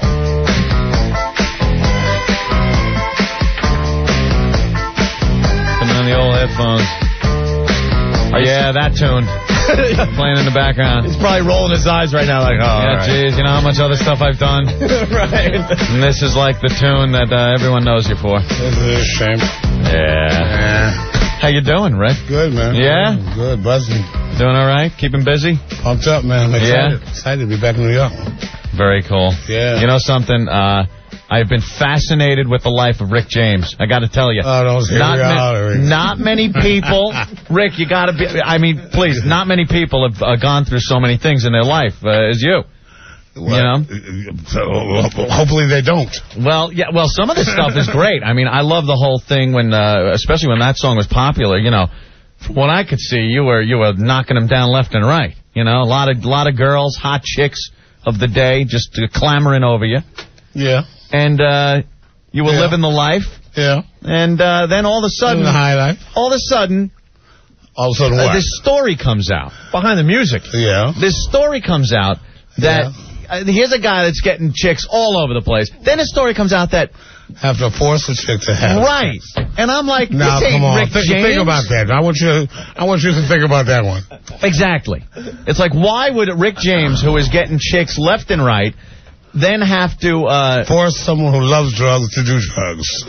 There you go. Something is not wrong with this picture. Exactly. It seemed a little off. Well, Rick. see, that's one of the things behind the music failed to mention. Mm-hmm. I think I was pleased with behind the music. Other than the fact I was pleased with it. Yeah. Other than the fact that a lot of the stuff that went on that was sealed by the judge, the DA didn't end. The DAs are bribing witnesses and giving witnesses drugs and TVs and things to lie. Oh yeah, a lot of stuff went on to lie. Yeah, and. I mean, anyone in their right mind knows. I really have to force a woman to have sex. Yeah, I really have to do that. For some reason, I really have to force them to I really have to force girls who've been kicked out of stage because of their drug addiction to do drugs. It seemed to me like it was just it was people. It seemed to me like it was just a group of people that enjoyed doing some drugs and having some sex, got together, and all of a sudden she freaked out. Well, no, what it was she came to my house. She came to my house with his other girl, 6 in the morning. I guess she told the jury she came to a cocktail party. Yeah, I always have them at 5 in the morning. Right? and we were, you know, we were hitting it. We were on the floor in the closet somewhere in the first half an hour. Anyway, she stayed for like a month and a half. A month and a half. And I guess when she finally went back to her pimp or her man, he was a little pissed off, and she came out with the story. Yeah, and they just, you know, it was much more to that. I mean, I got a book coming out called Confessions of a Super Freak, when we're going to expose a lot of the stuff that the judge hid and a lot of that stuff. There were a lot of stories of like torture, though. Right. I'm Marquis de Sade. Right. I torture every woman. Sure. Let me just believe that it's true because you're my idol. Please, let me just believe it. Sorry. You know, I love the concepts. You know, I mean, Marquis de Sade, one of my favorite characters in life. The images. Next to Bugs Bunny. And, every woman I think I've ever had sex with, I think I've tortured, maimed, cut, stabbed. The images that it conjured. That's why there was so many lined up around the courthouse. And, right. Rick James just going nuts and torturing a woman. The images it conjured up was like, wow. I have to torture. What the hell is going on with his life? Look, before we make love, they have to get tied up and tortured and stabbed and poisoned. That makes sense. Yeah. I mean, that sounds like Norton's date. Yes. You know, I don't spank. I don't spank butts. I brand them. Is that it? So there was no torturing? Sorry for all of you S&M freaks who lined up there with your whips and chains. No, huh? I'm sorry. Now you have to go see Pritz. For some reason, the jury didn't buy this. No, they didn't. And they sent you away. Well, really. Now, you were doing, at the time, you were into doing crack? Is that what? No, see, and that's another thing. I hate to say, I hate to say don't do crack and didn't like crack. I freebased a lot of cocaine. You know something? A lot of people that freebase the coke don't like when it's called doing crack. No, they don't. It's much more freebasing cocaine. A lot more civilized than doing crack. It's politically correct to say freebase. It sounds cooler. It sounds cool. It's a lot more. It's truer. Freebasing. Right. For those out there who think crack and freebase are the same, you're a fool. No, yeah, right. No. Yeah, that's why they cost the same. That's why you can buy crack for $10 and $100. Freebase, very refined. You go out, you get your ether, ammonia. You mix it up. See, there you go. Going back to the old days. Reliving those times. Reliving those old feelings. Rick, I got to say, I partook in a little freebase cocaine myself back in the 80s. I partook in a lot of freebase. And I'll tell you one thing. And you're here to talk about it. It did make you feel good. But it didn't. Yeah, and as soon as you did it, you wanted to burn and torture someone, didn't you? Well, yes, I did, and I captured a lot of people and tortured them. And they're still in his basement. Did you ever get high with, you ever party with Richard Pryor? Did you ever have a Pryor? No, matter of fact, when I sang with Richard, he used to do that drug. That's what made me not want to do it. Yeah. See, for a long time, I was totally against. I mean, we used to snort cocaine in the 80s all the time, right? Who didn't, Rick? And at every session, every time we recorded, it was like the end thing to do. You hang out in Studio 54, and the Palladium, and or Paris, wherever you go, and you snort cocaine. But I used to watch people really change, and Richard was one of them, man. Richard used to get really weird off freebasing, and girls would take out all these bottles and baking soda and ether and all this stuff, and I never understood that. So for a long time I was down on that. Yeah. I really cursed the day that I started. I went from spending Who showed you the freebase? Who showed you? Well, what happened was I was snorting and I was spending $200,000 a year and some writing it off Jose Coca. Some strange thing. Well, right. And then during the Street Song tour, we went to Chicago.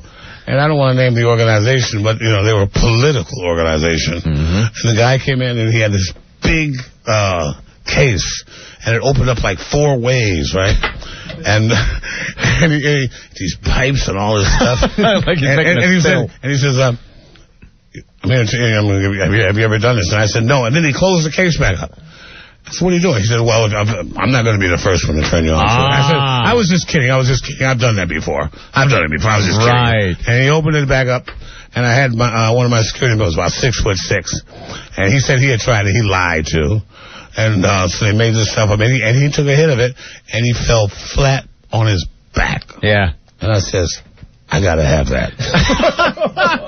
Wow. Everyone remembers that first big puff of freebase smoke. And I never quite got high off it, but I did hire someone to go on the road and cook it up for me. Yeah. And all these groups used to steal him because he would cook so good. He was the good cook. Why are you making me remind me of all these other guys? Because it's interesting. Wait, so there was just a guy that followed you on tour, and that was his... And he cooked. That was his only job. Yes. And his job was to cook. Molly Crew told us that they had a drug deal that would just... Matter of fact, he was so good a cook, he would cook up the coke, and the water would be invisible, and he would go in the room and bring back another rock. How about that? He was very good. Would he use the eyedropper and get this stuff out and put it on a slate or something? He was just a really good cocaine thief. And he could just do that. Go ahead. He's just a really good cook.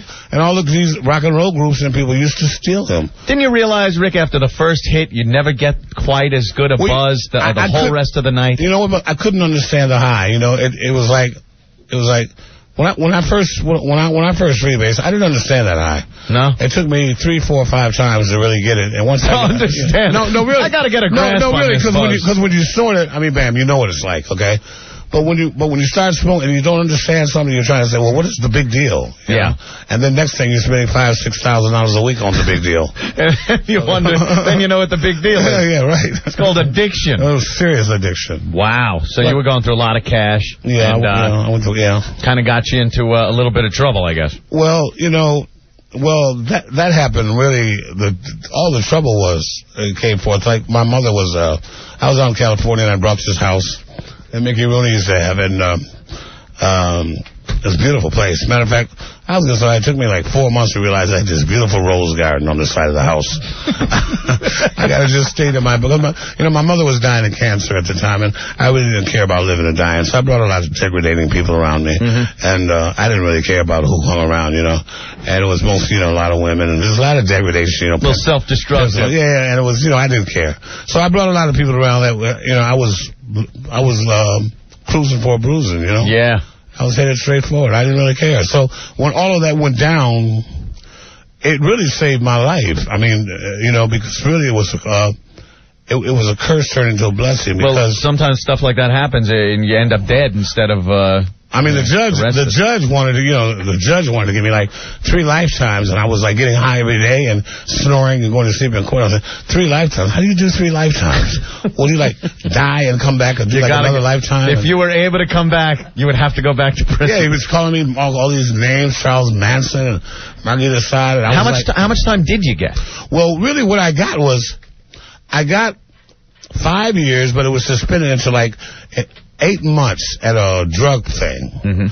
But when I went to the drug prison, I didn't know that the head of the prison was allowed to exclude you if you had violence, and there was violence on my record, and so she excluded me, which means she put me out of that. I'm kind of glad, because had I done that 8 months, I would have been on parole probably for the rest of my life, damn near. Yeah. So I went to, she excluded me, and I induced to 5 years. And I did close to 3 years at Folsom Prison. 3 years in Folsom Prison. Which was fantastic, believe it or not. Really? Yeah. What's the experience? I just want to hear what your experience was in prison. Well, goddamn Oz. You ever watch Oz? Oh, man, Oz is kindergarten, man. Man, Oz is kindergarten, man. Oz is kindergarten. What does Rick James think now when you're brought into Folsom? Now, here you were, a guy that had a hell of a friggin' career. Right, I was the last one, and I was the last one off this bus, right? And all these guys were shackled, being dropped off at prison, and I got this little bag, and the cop tells me, he realizes I'm Rick James, he says, "Wow, if I knew it was you, I would have gave you an extra bologna sandwich." And I said, "Well, thanks a lot." Yeah, and I get off the bus, and these 4,000 guys are in this yard. And all of them stop and come over to the fence. And start yelling, "Yeah, Rick, Mary Jane's, with Mary Jane girls, come to my cell, rah, rah, rah." I said, Like, who do I hook up with? What's really going on? But you know what? It was an experience because I grew up. I got a chance to kick the drug. I wrote close to 300 songs when I was there. I always said to myself, I needed like 2 or 3 years to clean out. And I could have gotten high in prison. I mean, there's plenty of drugs in prison.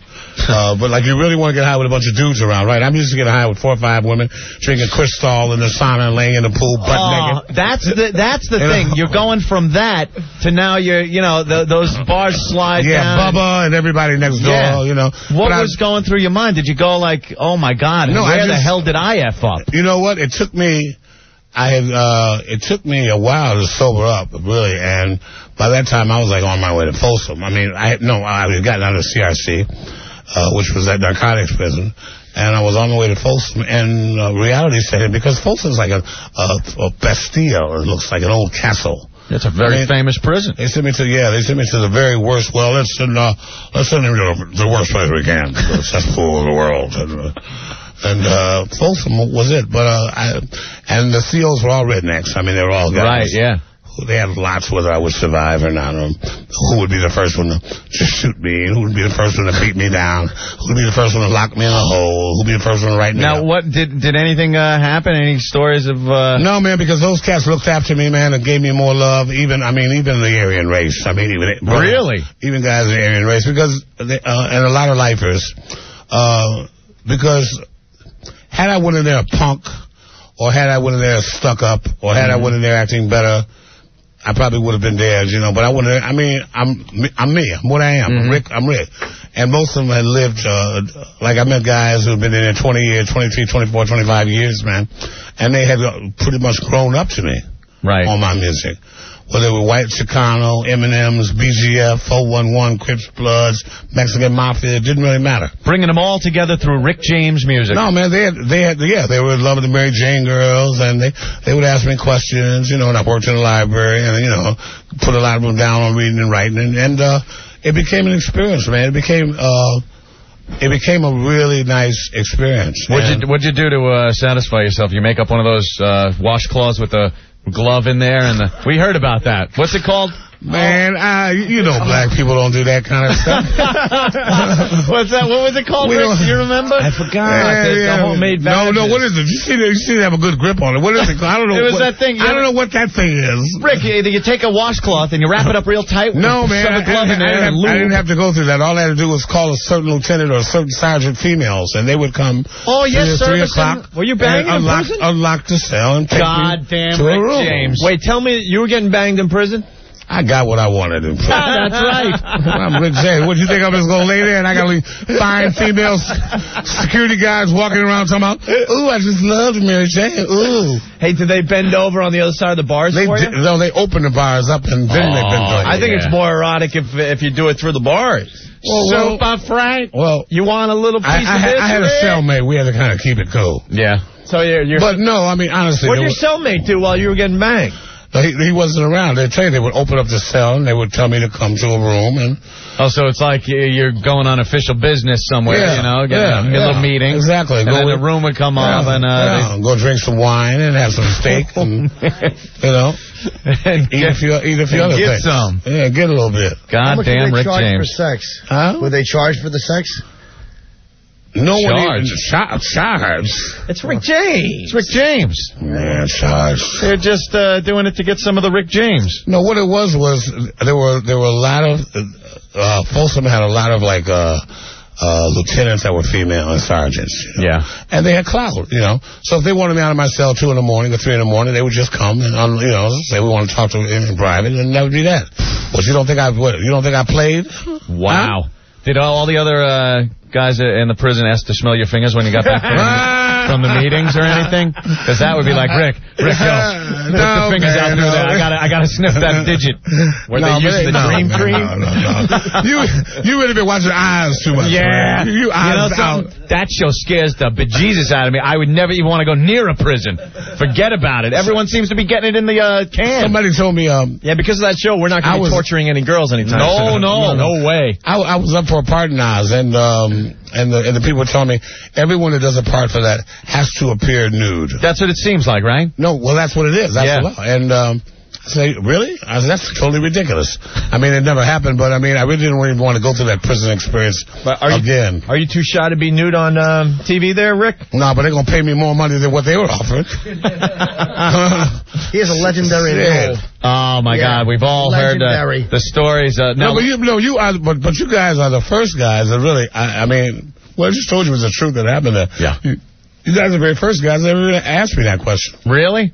I never got into that. Well, you'll be asked tomorrow. We're ridiculous. Because what happened was, when I left, these two lieutenants who threw me like this kind of like little party. Matter of fact, they got fired, which was really sad. Right after I left. Because of what they were doing? No, because one guy came in and one guy who was supposedly he was a SEAL. And he was kind of taking pictures of all of us, eating pizza and party. And it was the night before I left. And that was really the saddest part of the whole pizza party. Yeah, I had a pizza party before I left. That's right. I ate pizza, that's right. What do you expect, Rick James? What do you expect? I'm supposed to be in there. I'm just thinking prison, Rick, and I'm thinking, Prison is prison, man, and if you got what you got, you get what you get. I know it from Oz. I'm thinking Rick James in the weight room looking for someone to shank him. I keep telling you, that's kindergarten. Here comes the Aryan Nation. Look out, they're trying to shank Rick James. Dive in front, dive! I had one fight, man. You did? In CRC, it wasn't in Folsom, against some Russian-type Aryan dude. And you choke him with your mule? No, but I whooped his... No, you know what I did? I whooped his ass real good in the bathroom. Yeah, I did. Yeah. He suckered me about something. Me and him were having it out or something, and that was dormitory living, and he gave me a sucker. And I stood up for myself, man. I'm not a punk. Like I said, if I would have went in there acting like a punk, I would have, they would have taken me as that. Yeah. Well, there you go. It was Rick James in prison. Rick was banging in jail. I also want to ask you about Linda Blair. I mean, that was something that came out of nowhere. It was like, all of a sudden... God, are we really going there today? We are really touching this up. I got to be honest with you. I've been fascinated. What about I'm Linda fascinated with your life. I'm fascinated with it. How did you hook up with Linda Blair? Today, Rick. Okay, how did you hook up with her? All right, me and Linda met. There was a magazine called We Magazine. Remember that magazine? I remember that. Okay. That was good spanking, good jacking material. Yes, it was. Yeah. You do a lot of spanking, man. You gotta. Let me get you an old lady at the show tomorrow, man. We was a lot better than anything else at the time, especially because they showed the roast beef shot. The roast beef shot. You know what I mean? The chewed Hubba Bubba shot. The chewed Hubba Bubba. What the? Looks like you chewed up some of that big pink bubble gum and threw it on a barbershop floor. Oh, that muff. Right. Oh, okay. I liked that. That vertical mouth. It was good to get Jack into that magazine. I don't think Rick has ever jacked in his life. No, man. No. Please. The guy, you just got to ring the bell. Oh, ladies, hop the knob, please. Rick, when did you start getting freak.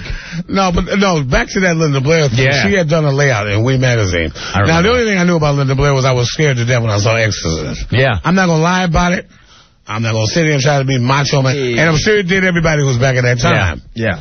And Linda did a layout, and she was like, it was cold-blooded. I mean, she was like, damn. Oh, those cans she had. Oh, yeah. Beautiful. It was a serious layout. Yeah. And they asked her, and along with the 4 or 5 page color pictures of her laying by this pool and all this other stuff, they asked her who, if there was one man that you had to be with, who would you want to be with? And she said Rick James. And that's an invitation for Rick in the goddamn We Magazine. Yeah, exactly. Pretty much. But you know what? In the old days, that's how actresses and actors got together. Really? They would just say something in an interview? They would drop hints in there. So how long did it take you to drop the magazine and pick up the phone? My valet came to me. The guy this guy who was working for me came to me and said, look, Rick, read this.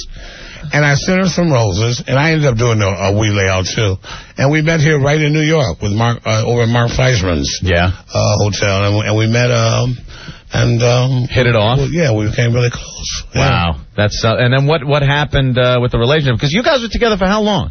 We were together off and on for a few years. We're still very close. Are you? Yeah. That's cool. Oh. What happened to was it something that, did the drugs play a part, or? She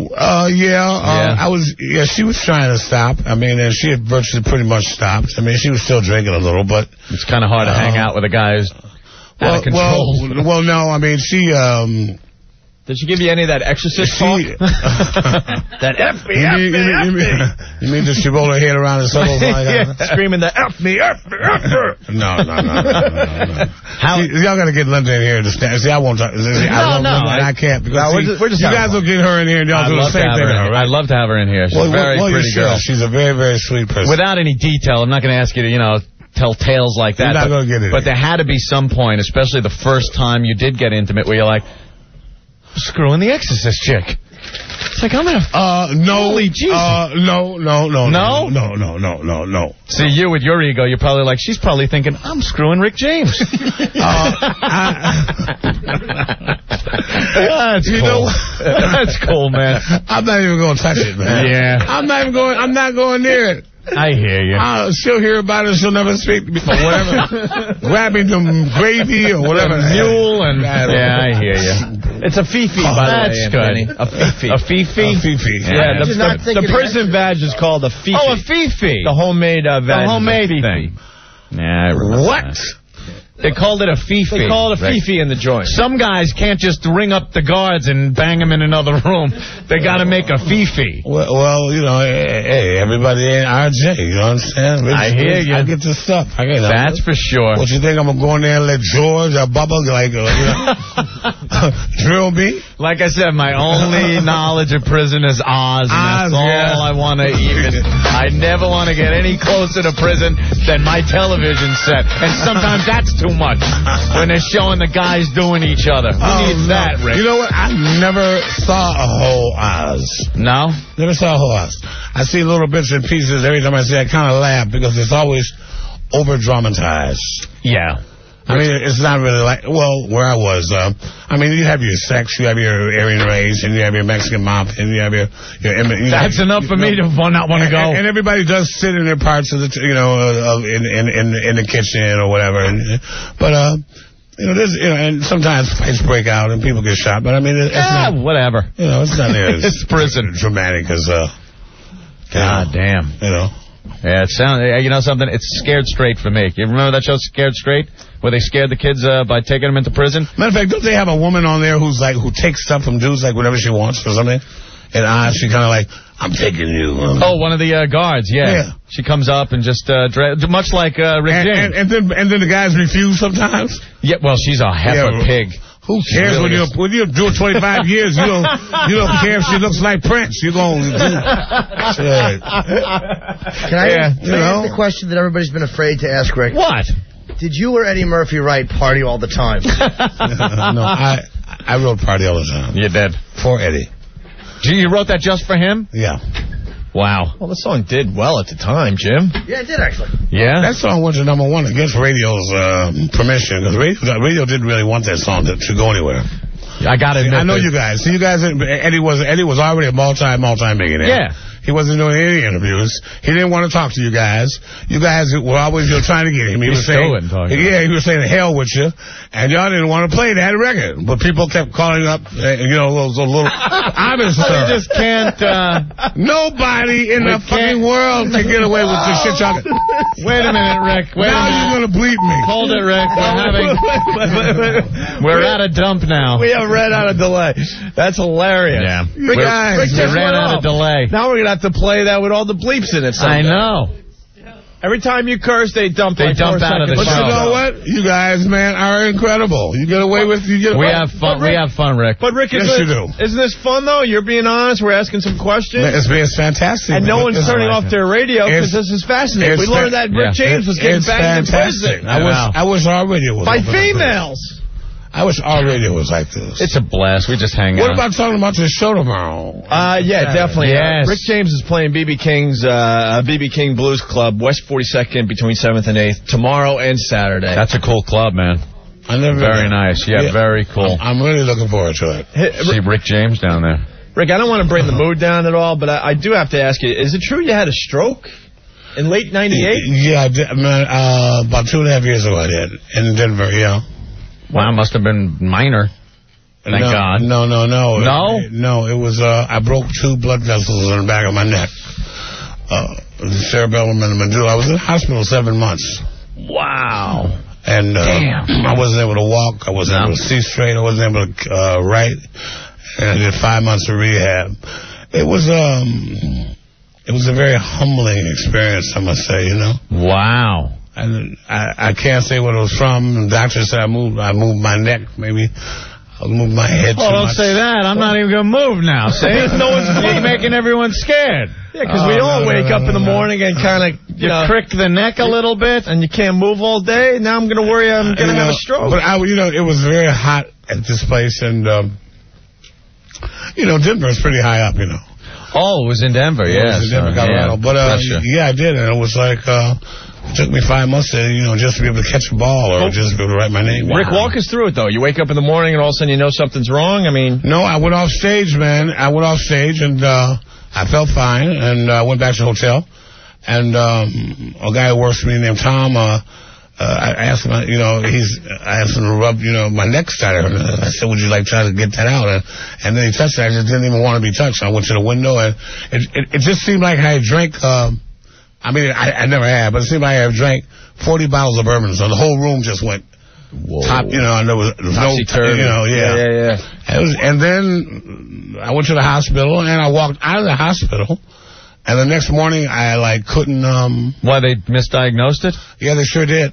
What did they say? You pinched a nerve. No, they said I had, if you believe this, I laid in that hospital room for about 5 hours. They said I had gastritis.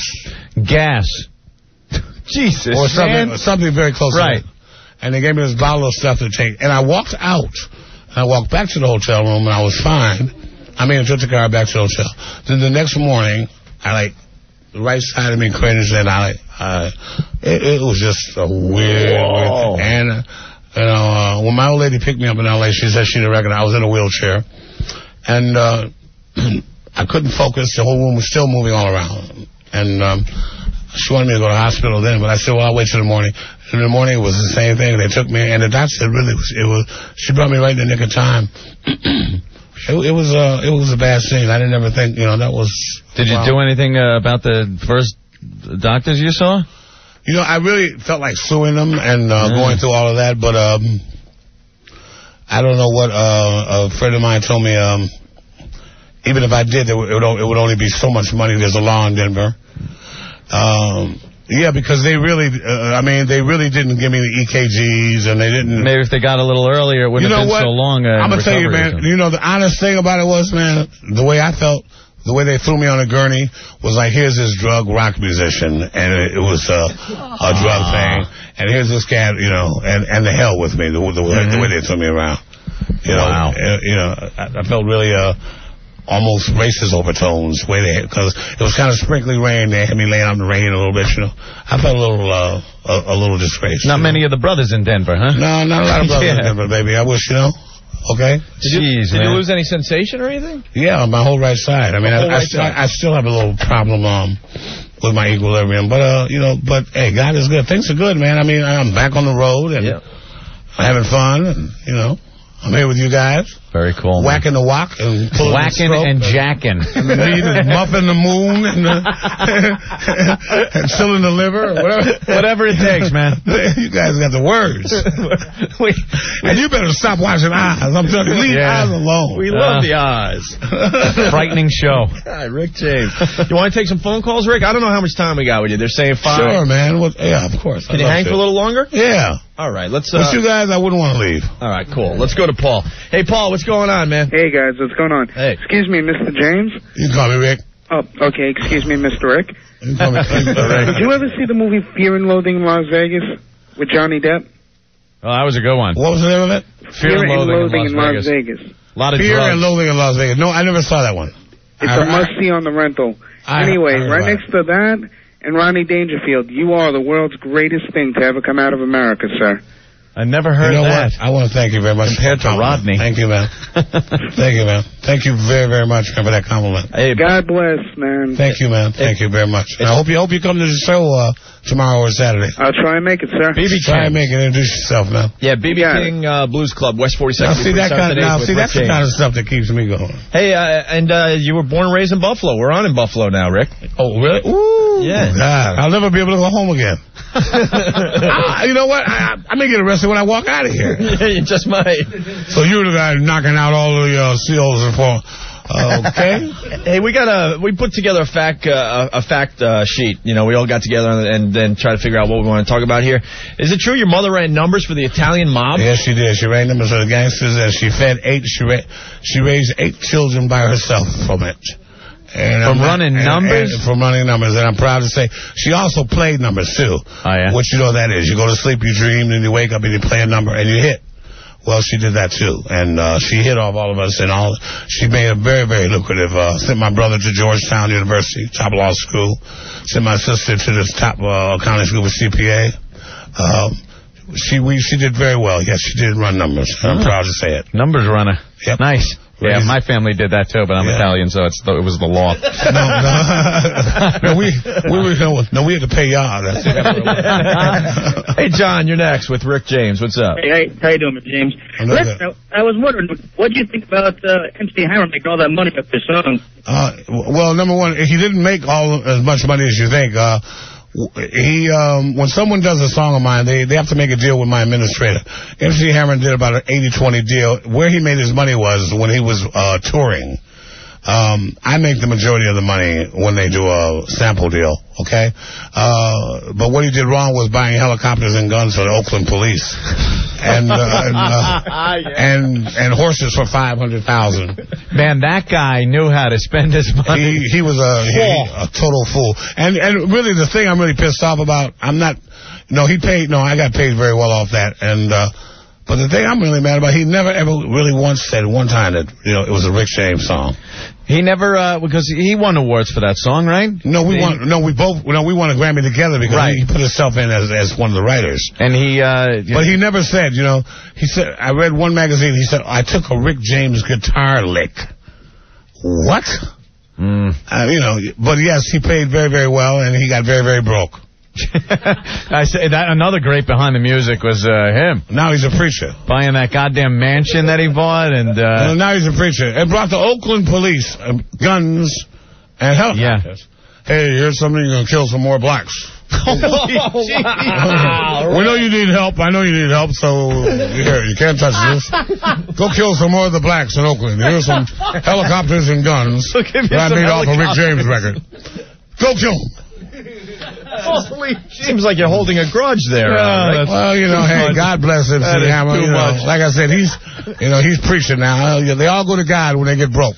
Even in prison, everybody gets very religious.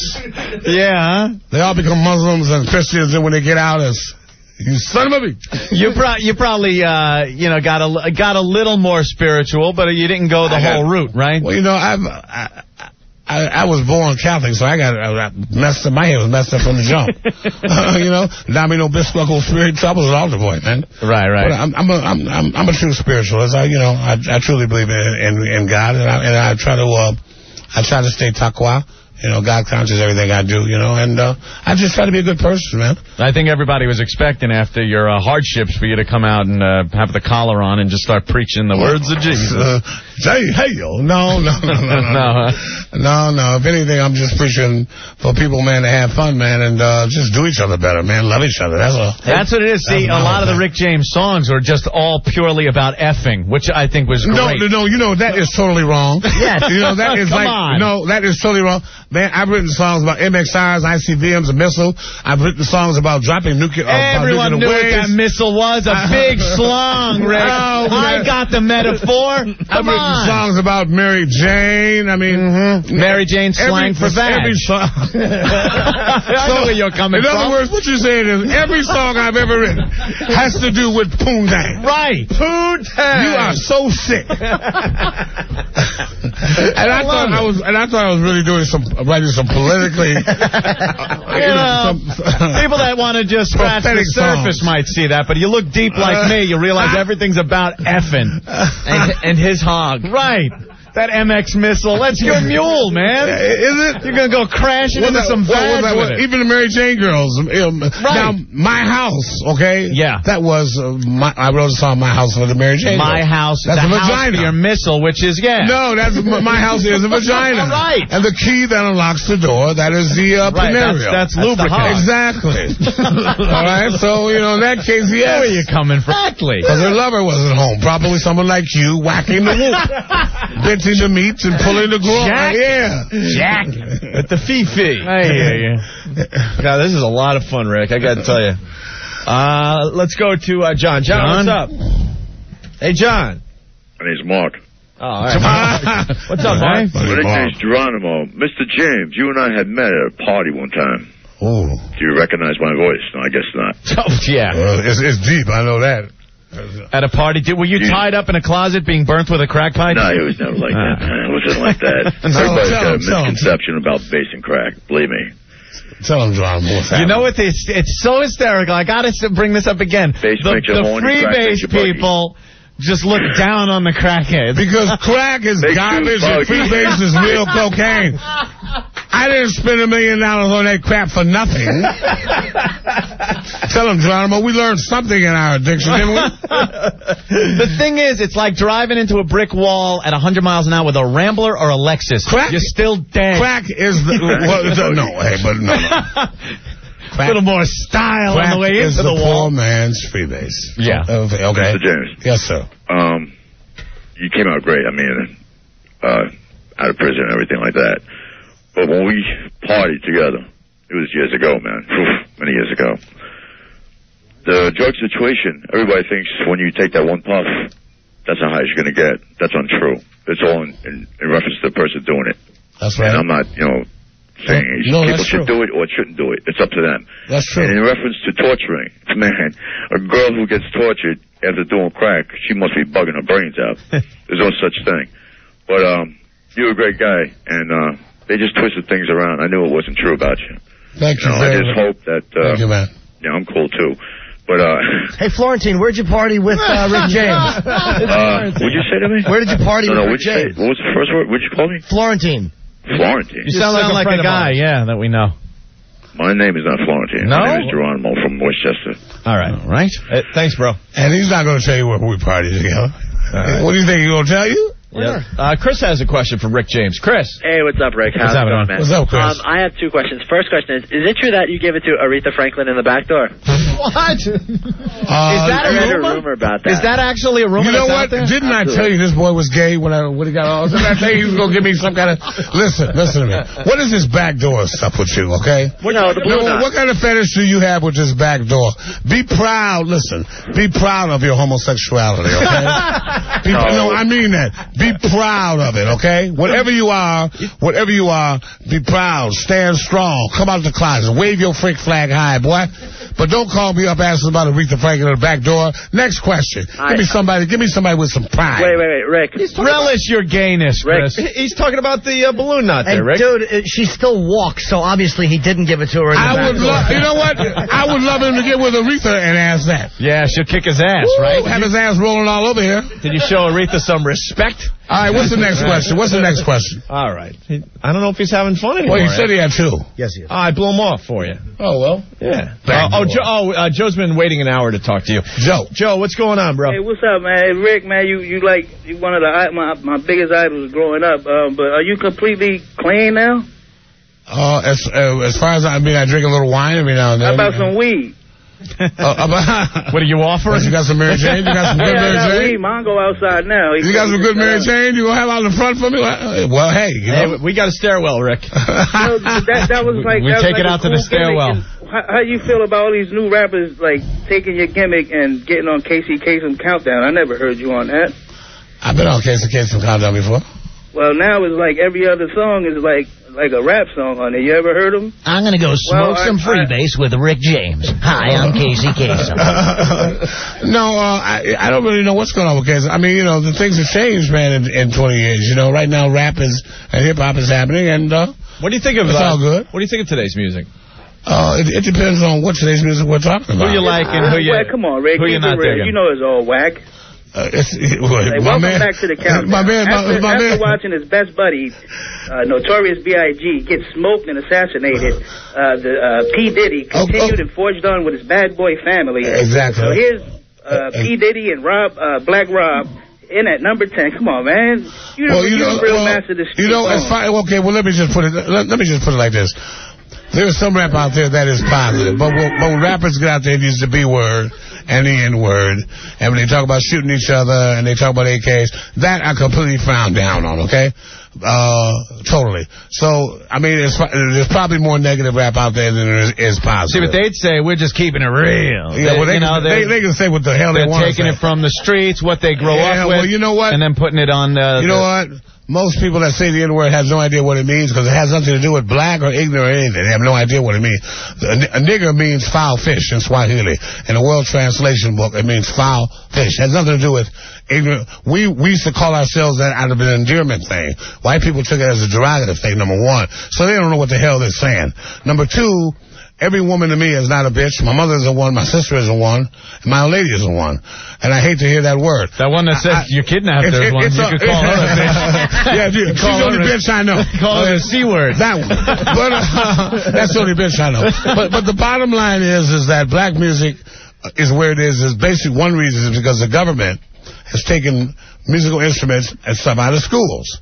So these kids don't really have a way to go. So what do? They sample and they do the best that they can. I wish that lyrically they would start singing about mules again. Take it to another level. But they'd argue with you that, Rick, maybe you're just not in touch with what's going on these days. You know what? There's nothing more going on than what it was before. There's still a ghetto. There's still poverty. There's still drug addiction. There's still racism. It's the same thing, man. Ain't nothing changed. Ghetto life is the same. Okay? Now it ain't Mary Jane. Now it's Endo and Chronic. Now we don't pull our pants up. Now they're sagging. What the hell? There's no difference, man. There's no difference. It's all... now there's Michael Jordan, okay, and now instead of Temptations, you got NSYNC. Instead of Shaka Khan, you got Britney Spears. Between them. Yeah, white music and Latino. Thank God too, because Latino. I'm glad to see so many Latins finally making it.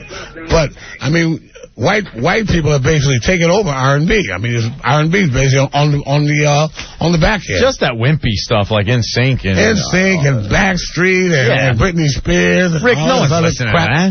People do. That's selling millions of records, man. You know, to 12 and 13-year-olds, maybe. Well, but we were 12 and 13-year-old, at one time. And you were having sex, right? I was having sex when I was 9 years old, man. I was knocking it out.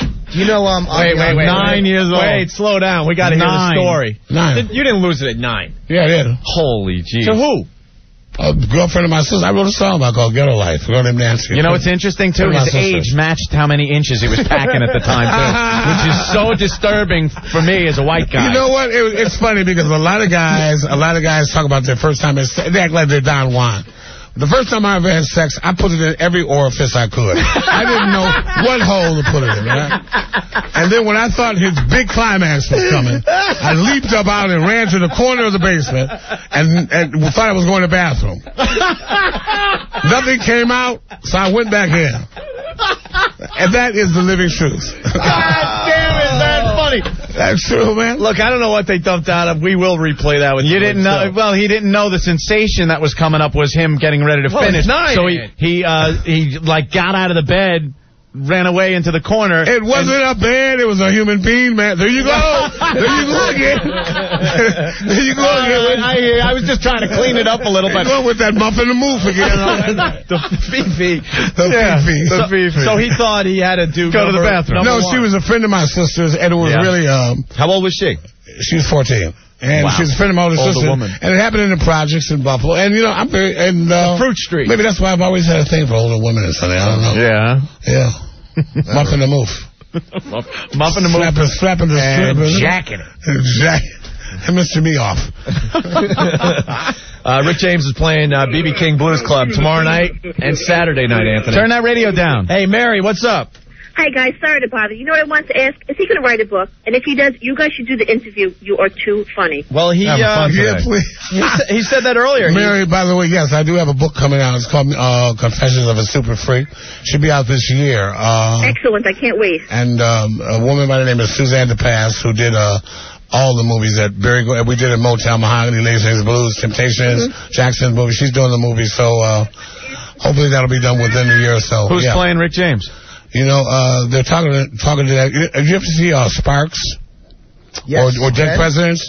Oh, yeah. You remember the light-skinned guy who got beat up at the pool? Yep. Well, yeah, they're talking Is that to Earl Douglas? Earl Douglas? I think that's Earl Douglas. There's Earl Douglas. Well, I really don't know his name. My sister met but anyway, they're talking to him. Right on. Hey, Dave, what's up? Hey. What's up, How you guys Dave? doing, man? Hey. Having a man. Having fun, man. Moving to about the poon and whatnot, so can he contend with Will Chamberlain's title? Yeah, how many girls have you banged, if you had to guess? Now, you know what? Will Chamberlain was a lion mother in bleep. Bleeper. Do you believe Will Chamberlain? He said what? He said over 10,000. You know what? I wouldn't, number one, I wouldn't even want to take a stupid-ass guess like that. Number one, Will is a liar, God rest his soul up there, or down wherever he is. 10,000 women. Yeah. I mean, the guy is 9 feet tall. What are you, midgets? Whenever I ran into him, he was alone. Yeah. I don't know what these 10,000 women come in at. Yeah, if you do the math, it works out. He would just have to be effing every second of the day. Every second. Yeah. I mean, he could barely play basketball, let alone, ball. I mean, real ball. Did you ever party with Ozzy Osbourne? No, but I know Ozzy very well, and Ozzy's really nice. I never did. He always asks that. He's a huge yeah. You can tell, right, by looking at him? Ozzy's pretty sick right now, man. He's not doing all that. Doesn't Norton look like some of the Aryan guys from prison? No, because he doesn't have a big swastika tattooed on his forehead. Wait. Did you just say Ozzy's sick? Yeah. What's wrong? Last time, he just didn't look well in L.A. last month, so he doesn't look well. Well, on that TV show he's got now, the Osbournes on MTV, they actually have a camera in Ozzy's house with his wife and kids. He looks like he comes off like a retarded older gentleman. Yeah, he's really moving slow. It's like the movement's a little slow. Things do not seem right in Osbourne land. It's the finest sitcom ever done. I went to a party of his not long ago, and he seemed fine. He just doesn't seem well. Kind of like me. Not well. You have any regrets, Rick James? Do you have any regrets? Any regrets at all? Yeah, that I never got my hands on Kim Basinger that night that I could have. Oh. No. Hey, we have any regrets? That night you know what? could have. I could have moved them up, yeah. Really? Hey, no. Really, but you went home and jacked it. I jacked it. I jacked it good. I really kind of jack I really done in my life. Really. Hey, Ozzy wants to say something to Rick James. Oh, Ozzy. Ozzy. Hello, guys. How are you? Hello, Ozzy. Hello, Rick James. How are you, man? How are you, baby? Yeah, man. I'm alright. I'm doing okay, man. You ever hear some of my music, man? It's a little different than your style, but you know, since we're both in the industry, you know, I was just wondering, you know, Ozzy Osbourne? Well, he just said he kind of knows you, Ozzy. Oh, he doesn't sound good. Who, me or Rick James? You, Ozzy, you sound a little confused. You know, I'm a little tired. I've had stuff going on, you know. You might heard about some stuff, but, you know, I'm just... You sound like you need a drink. I quit drinking with Rick James, man. You know, I'll meet you at a bar. Ozzy. We have a little contest. Ozzy, freebase or crack? What do you like? I like the freebase, man. yeah. I can tell that. With a little acid mixed in it, right? No, little acid, a little THC? No, that might ruin it, Rick. No. It heightens it. It heightens the hallucinations. So when you start whooping and burning them, it gives you more of a Marquis de Sade type feeling. Oh, my God. That would be insane. Yeah. Acid. All right, Oz, we're going to let you go. And a little bit of THC. Maybe a Special K. Either one. If you don't have THC, Special K. That's all you need. The monsters you see can run faster. Great, Rick. Bill, what's up? Ozzy, you really don't remember meeting on a bunch of occasions. Me and your wife and you, huh? Yeah, he's gone. Oh, Ozzy left? Yeah, Bill, what's going on? Hey, how you guys doing? Hey, Bill.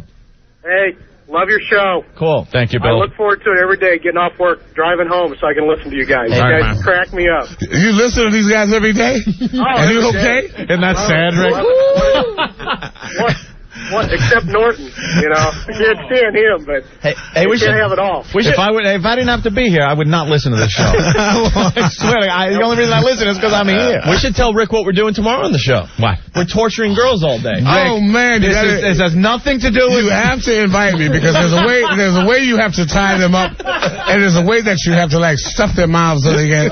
That's really... Hey, you know what the ultimate torture is? What? Taking them to Norton's apartment. Oh, stop. Oh, come on now. That would suck. That's very mean, That wasn't very. I wanted to call in and give my respect to Rick James. Hey, well, you know. I'm a 45-year-old, bald, middle-aged guy growing up in Ohio. Listened to your stuff growing up. Had a big impact on my life. Well, I hope. Hey, speaking of which, Malik lost his virginity to one of your songs there. Malik, what's up? Yo, what's up? What's up, Malik? Yo, I want to give a shout-out to Rick, man. Yo, I lost my virginity on that dude. That's my idol. Yo, Malik, yo, check this out. That's good, man, because that's what we're here to please, you understand? Yeah, no doubt, you know what I'm saying? Yo, keeping it real, baby, all the time, you understand me? What was the tune, man? It was terrific. Yo, just hearing you on the radio just revised me. I had to come home and twist something up in memory of old great Rick. I understand, twist it up and smoke it, you understand? And like while you do, think of busting out. You understand what I'm saying? Yeah, this is what I wanted to ask you though. What happened to the Mary Jane girls? At one time they fought. The Mary Jane hoes? Girls? The Mary Jane girls. The Mary Jane girls. Huh? Well, the Mary Jane girls kind of broke up, but me and Mary Jane Blige are kind of working on a project right now for the new Mary Jane girls. All right. But the Mary Jane girls are still around. I mean, you got one running around fabricating that she's the true thing, but don't believe it. Okay? Right. And the Mary Jane girls will be back together again shortly.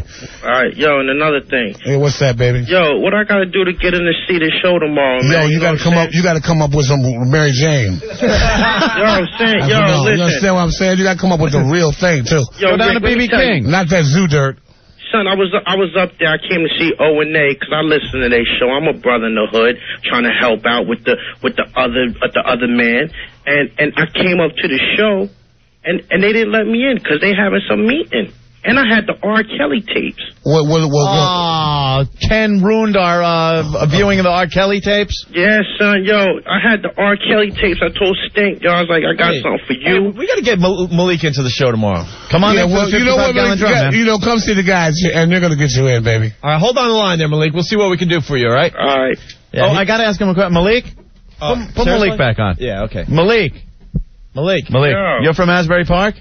I'm from Asbury. I'm the cat that was on the phone with y'all a while ago trying to get hooked up with Chrissy. Is that Asbury Park, though? Yeah, the Stone Pony. I'm going to be performing there next week, son. I just got to ask you something. Is it true that the U.S. Army invaded Asbury Park because they thought it was Afghanistan? I heard that. Helicopters landed, troops came out, and actually, in some cases, came under more fire in Asbury Park than they have been in Afghanistan. Is that true, Malik? Nah, it wasn't the Afghanis. It wasn't the Army. It was Rick James and his crack posse, yo.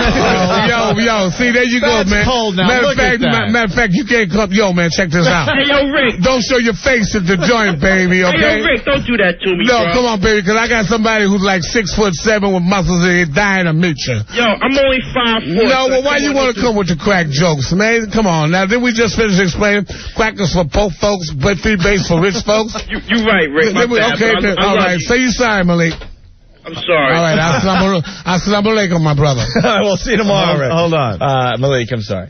One more. We got to get him out of here, but one more. Yeah, let's go to Ken. See what you did to me? Hey, Ken, what's going on? Hey, guys. Hey. Hey, calling from Philly. I grew up in Orchard Park, New York. That's where my ranch is. That's right. Primarily white suburb of Buffalo. That's right, but there's a new brother in town now. Man, Rick, a day it was when you would drive through the middle of town, all your boys packed into your Excalibur. Excaliburs, Corniche, Rolls Royce, double-seater Mercedes, van, Jeep. We would all of them, and my horses. I don't remember seeing any horses, man. Well, I got Morgans at the ranch. I guess you know about that. If you know about the Excalibur and everything else. But, man, that's why I moved into Orchard Park and told all them white... Yeah. That's it. You guys suck. Thanks. Thanks, man. Bye. Well, we had to dump out of that, too. Hey, Kevin, you know Kevin Roseland? Kevin Roseland. Kevin. Hello? What's up, Kevin? You're on with Rick James. Is this Rick? Yo, right here, man. Rick James? This is Rick James right here.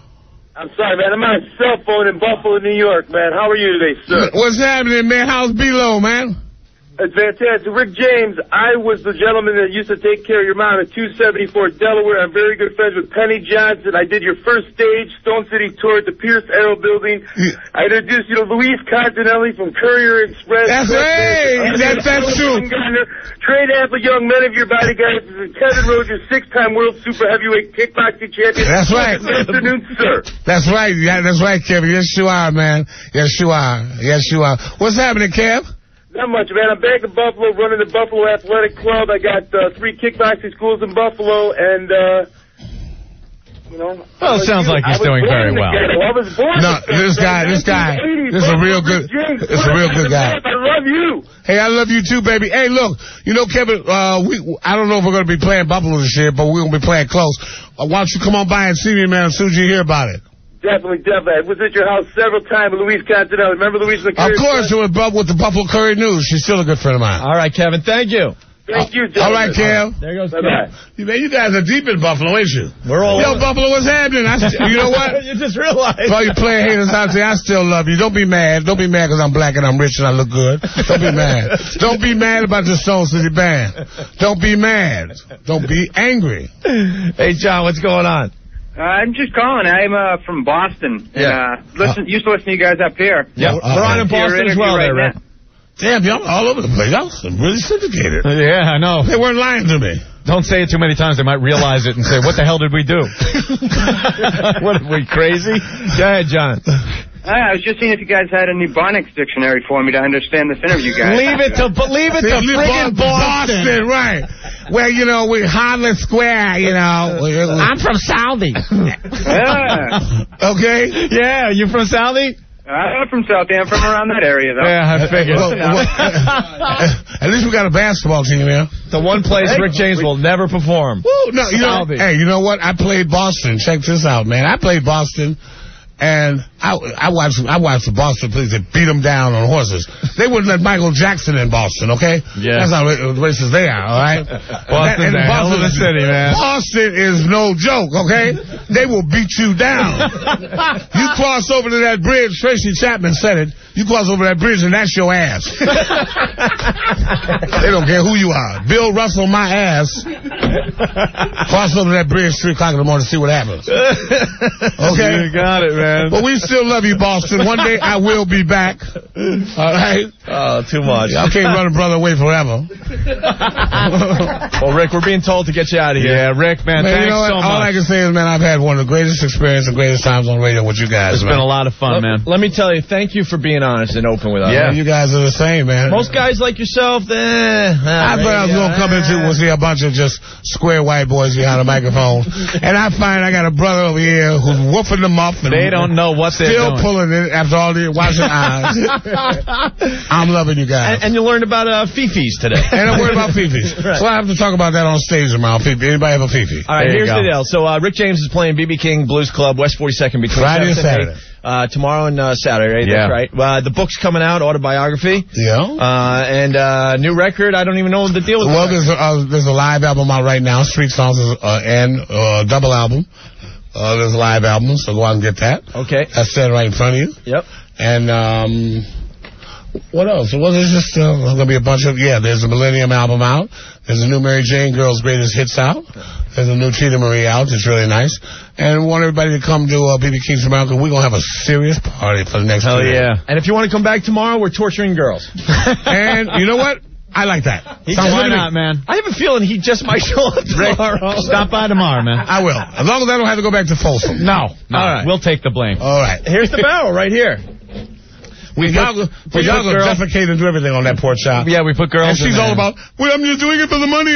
I need the money. Do you approve of the... I'll give you $2,000 and just stay with me and not get in. She'll go, it was Rick James. I know. Watch me get the blame. Rick James, everyone, man. Nothing you can imagine has prepared you for this. I don't want them enjoying it like it's daiquiri. Sometimes you want to hear... The Opie and Anthony Show. Yeah, we're back with the Opie and Anthony Show. Once again, want to thank Rick James for stopping by. That was a lot of fun, my friends. Oh, yeah. He's playing B.B. King Blues Club tomorrow night and Saturday, West 42nd between 7th and 8th. It's very open, man. Talked about everything. He went off on a cursed tirade. Oh, yeah, I know. I don't know how much of it got through. That has never been heard on our show before. No. Rick's going to find that tape, clean it up for the radio so we can replay it. Because every time he cursed, we lost like 4 seconds of delay. Yeah. You guys heard nothing. All right, moving on to other things. Jim Norton is recording that commercial for the Dream Cream. Yes, Dream Cream. With Steve from FoundryMusic.com. We have a new sponsor to our show. It's the Dream Cream, and we thought the acting in the spot was really bad. So now we have Jim Norton doing it with Steve C. Right. Maybe they'll do a better acting job. It's going to be the same read if done by a gay couple. Oh, there you go. Couple phone numbers in the New York area, 877-692-1027. Anywhere else, 866-277-4WOW. Anywhere else, including Buffalo. Yeah. 866-277-4WOW. Tomorrow's the big day, Ant. Yeah. 55-gallon drum challenge goes down. Oh, this is going to be great. Someone's going to walk away with $2,000 cash. Rock and roll! That's right, Ozzy. Rock and roll. Imagine if Rick James was living next door to Ozzy. Now that would be an even better TV show. Yeah, man. What? I like this music in the background. What? So 55-gallon drum challenge goes down tomorrow. A couple things is going on. We found the reptile insect guy for tomorrow, right? All right, because there was a little panic going on in the back office as far as that goes. All right. Also, we got a trip to WrestleMania to give away tomorrow, Anthony. WrestleMania is a week from Sunday in Toronto. It looks like it's going to be a great one this time around. It's always good, but this one, it looks like it's going to be over the top. Oh, yeah. tomorrow is kind of an open door policy with the. We do this from time to time with the Opie and Anthony show. Yeah, this is gonna. We are allowing you guys to come down with your stuff to throw into the 55-gallon drums. Disgusting, crude, something that will freak the participants out. Right. That's it. The guy or the girl that comes down with the craziest thing that we end up using in the 55-gallon drum challenge will walk away with a trip to WrestleMania. Yes. So all you have to do is find what you want to throw in, come on down and see what happens. Right. You may bring something down that we can't throw in the drums. Yes, and then we will send you home. So if Ant and I look at you and say, look, we can't do that. You gotta, respect that. Go away. And go away. No, you can hang, have a beer, a Sam Adams. Are you done there, Jimmy? Hey, Jimmy. Yeah, so working on dubbing. It's not quite ready. We'll see how it comes out. I mean, I make no promises. How was your acting? Good? Probably as horrendous as it always is. Overacting Nortons. Overacting Nortons. I'm brutal. Do you totally beat yourself up at auditions and stuff? When I actually landed Ed, this is true, that one little part I had, I've only landed things where producers were in the room. It's hard to go on tape. And I actually blew the line, and I'm like, I suck! And they wound up hiring me. Really? Yeah, and I don't do that to be cute or funny. I just really react naturally. I get so aggravated at myself. That you yelled, you suck, and you got the part. Did you pinch your fat when you yelled, I suck? Did you lift your shirt up and squeeze your breast and go, look at my meaty breasts? No, I was afraid he would have carved his initials in one of them like I was washed up on a beach, little fat-breasted nothing. No, that wasn't what I actually did get very aggravated at myself. Yeah. I walked out of an audition once. I was sucking so bad on this one. You just punched out. I'm like, dude, I gotta go. This stinks. And he's like, no, it's okay. I'm like, oh, okay. They're gonna give it to the guy that's okay. I just blew one at ABC recently. I blew one at ABC. I totally blew it. We're talking about auditions here. Yeah. Anyone else pick up on that? I blew one. I blew one here. I sucked so bad here. I blew this. Yes. But he said it's okay. Keep going. Yeah, he said it's okay. It's okay. Don't stop. It's the Little League uniform I like, not your personality. Yeah, no, it's the... I just blew one at ABC. Yeah. What happened at ABC? What was it? What was it for? Some like ER type show, and it was like for a germaphobe guy who's like a medical technician. None of this stuff is right for me. I mean, I'm not good for it. And what happened? You start doing the read? I was doing it flat and forced and unnatural. Well, why don't we go down there? And my voice always goes like this when I'm trying to get emotion. I stink. You're not going to wreck our bit, are you? Oh, my God, that's so funny. Wait, when you're reading the script, and you got to be like a little emotion into it, instead of talking in your normal voice, you get this thing. Yeah, because you're really acting. I suck so bad. That's horrible. Dude, the only guy worse than me is Voss. He is the worst actor alive. Can you do us a favor? What? Can you secretly tape some of these things? Oh, I would love if you wore a wire. I would love wear a wire. You're going to have to wear a wire. To hear you doing an audition, I think it would be hilarious. Okay, I would be more than happy to. You just ask him, hey, I'm going to just tape this for something I'm doing. Tell them nothing. They don't deserve Tell them nothing. All right. Tell them nothing. I blow. The only time we have undercover stuff that you could wear. Dude, the only time I do well on auditions is when I really like the script. Like when I did Side Splitters with Lewis, I saw the script and I loved it, so I really got into it. But I can't make myself get into something I hate. No. Yeah, I just can't do it. And that was kind of a character like, I don't know, a little different than something in an ER type atmosphere. But it was fun. It was interesting dialogue. You know, I just can't get into that regular, like, all right, Bill, stat. We need another one of these shows, man. Come on. We have to go up to the... Yeah, no, do you want us to find your dog? Love that. Well, we're going to hear your acting. Dude, it stinks. You're acting like a gay guy. I'm flat. No, I'm not trying to be gay. I'm just talking. I'm flat. Oh, boy. Don't wreck our bit. Dude, I'm not wrecking your bit. I've wrecked my whole career. I don't care about the one bit. I stink. We're sending it to Prep Burger. Don't wreck our bit. Prep Burger. It's the only bit we came up with. Think I want to suck? No. Mona wants in here. Mona. Hi. Mona. I was hoping to see if I could do the Fake-O at 5. Well, it's 5:46. Where are you calling from? Pardon me? Where are you calling from? Newcastle, Pennsylvania. Are you 18? Oh, do you want me to be? How old are you? I'm 21. Even better. Legal. You know, after, what was her name yesterday? Tammy, the former sex operator? Yeah. Dude, that was twisted what you were doing with the... What? The sex operator. It was like a little play. I was acting, right? That's how I got, yeah. She said she quit the business. It was a phone sex operator who quit the business because a guy, she was disgusted. A guy called up and wanted to talk about how he saw his sister naked and would jack it to the thought of his sister naked. And, see, Mona, you think that's disgusting? What, was he from Kentucky? Could I call you sis when you're doing the fake-o? Well, maybe if she knew what she was doing, I wouldn't have had to ask that. But she didn't. Mona? Yes. Hi. Hi. I just put on the disturbed voice. Well, Are you all wearing panties? No, nervous acting voice. Hi. I don't like get guff from you. Well, this looks important. I'll get the gurney. He looks injured. Do you want me to do that? All right. Mona. Yeah. Hey. Tammy did a great job yesterday. Yeah. Well, I can probably outbeat her. Well, I would like to see Go ahead, outbeat her. Yeah, I would like to see you try. Okay. You know how we like this done, right? Yeah, you like it slow and smooth, and then gets just... Build to a crescendo. Okay, when you guys are ready. Okay. You're ready, yeah. We're looking for creativity, too, by the way. Mm-hmm. Okay. All right. Here goes Mona. Oh. Oh. Yeah, do it like that. Ah. Oh. Oh. Ah. Oh. Oh. Oh my God. Oh, don't stop. Don't stop. No. Oh my God. Smack it to daddy. So, I was saying, She was the greatest piece of ass I ever had, and I've had them all over the world.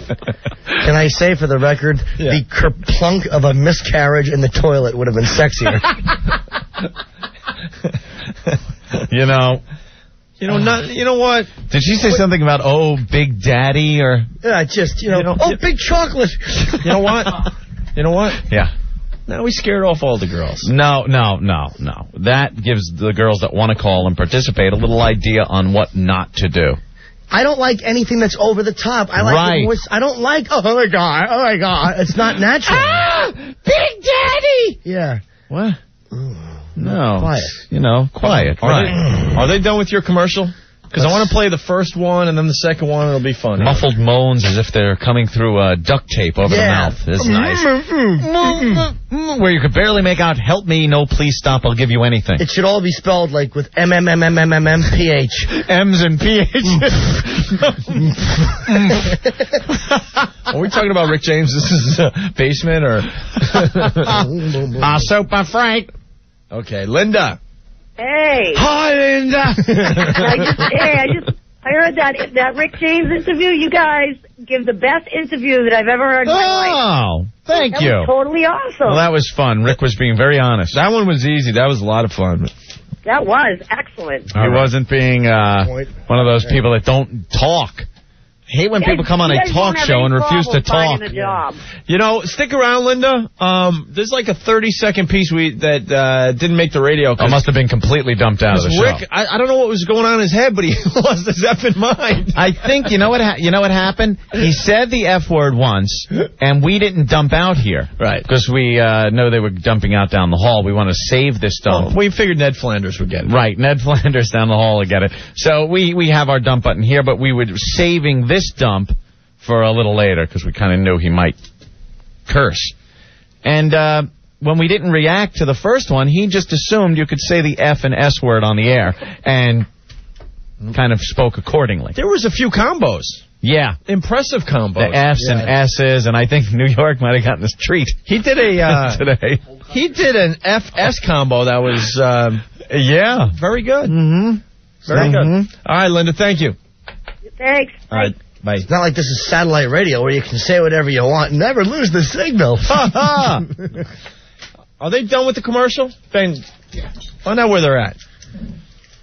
We have a new client. I guess we could start setting it up. I don't even know where the spot is anymore. God, my acting is so bad. You know what? That's not what we were going for, though. We thought it'd be funny to hear two guys doing the same read. Right. I want to hear. We got to hear the original first, and then. Why don't we set it up? Because I think they're just about almost ready. Yeah. We have a new sponsor to the show. A lot of our sponsors you may have noticed on this show. It's not like we used, for example, before Rush Limbaugh. His syndicated radio program has sponsors with such names as Chevrolet. You might have heard of that. Ford, things like that. Huge restaurant chains, stock brokers, things of that nature. The Opie and Anthony Show, what do we have? We love our sponsors, too. Don't get us wrong. We have F potions. We have F potions, little elixirs that help you F. And more F potions. F potions, more F potions. And Dr. Filatov. And stuff that keeps you awake all night. Right. So you can have some more with the F potions. Makes you F more if you take the F potion. Right. Things like that.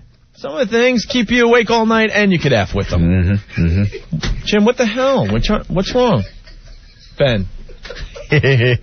When you're giggling like that, something's up. What's up? It's a lot of fun. Good, clean fun. What's wrong? I'll let you know on the next break if it's not taken care of. I don't want to say it on the air because it might be wrong. Is it something else Jim needs taken care of immediately? I want this taken care of immediately. No, nothing. I'm pretty, no. I'll just sleep on the air mattress. No, it has nothing to do with that. No, it's not that. Oh, okay. What's wrong? You interrupted our little thing. I didn't mean to. Ben was making the noise. I was trying to be quiet. Sorry, I just snitched on you. I'm 33 and I just snitched on you. No, it was Ben over there making noise. It was Ben. What do you need me to do? She needs a couple more minutes. A couple more? Yeah. Well, that means we got to fill. Anyway, that's what the spot's about. It's another F potion. It's a cream.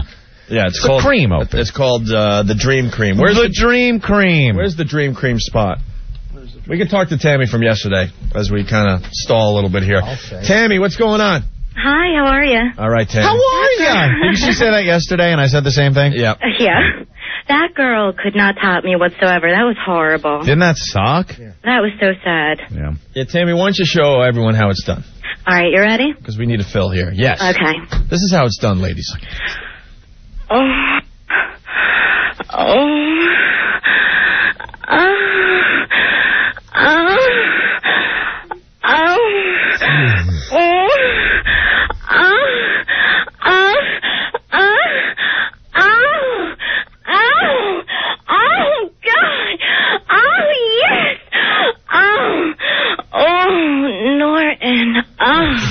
Suck it! You know what? Jim was shaking his head like, until you said, Norton. And now look at him. Look at him. I'm beaming with pride. Look at you. Did that feel really good? Did it feel good?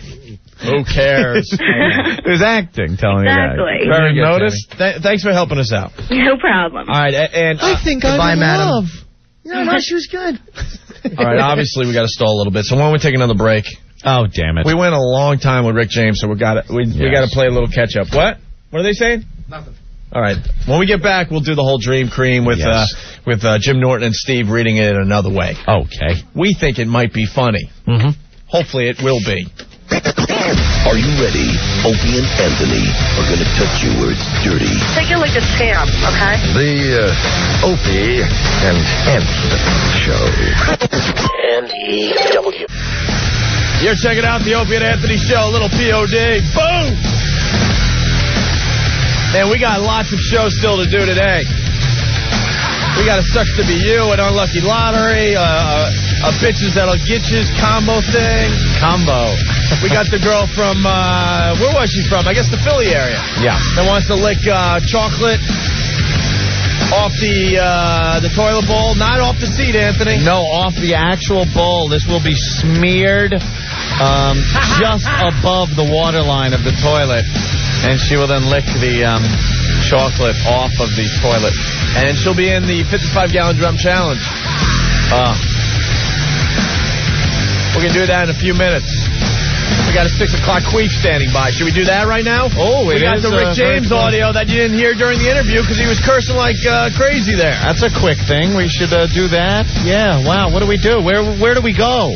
It's nice to have a lot of things to do on a radio show. Well, because we never do. I know.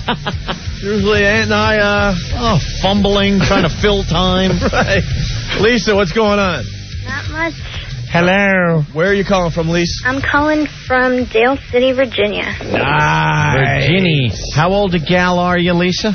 I am 17. Oh, let me think. Oh, boy. Ah, sure. Go ahead. Do it. Oh, boy. Yeah, do it. Oh, do it. Oh, boy. It's Virginia.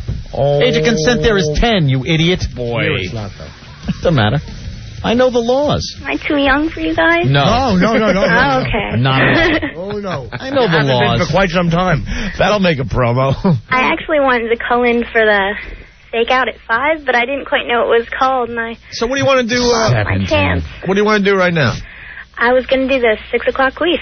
Oh, my Well, we don't even know what that means, Aunt. Right.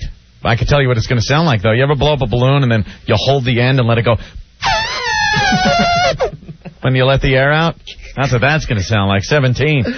All right, Lisa, you ready? Yeah. All right, hold on. All right, wait for the song. It's not a burp, it's not a fart, it's not too sweet, it's not too tart. It's 6 o'clock, it's time for a queef. Teen queef. Blow out the candles, make a wish. It's like a fart, but smells like fish. It's 6 o'clock, it's time for a queef. Teen queef.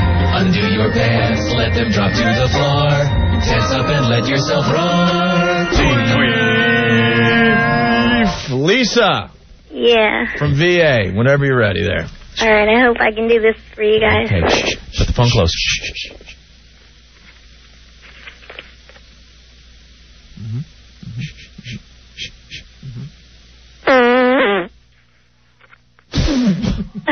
Did you guys hear that? Did we hear it?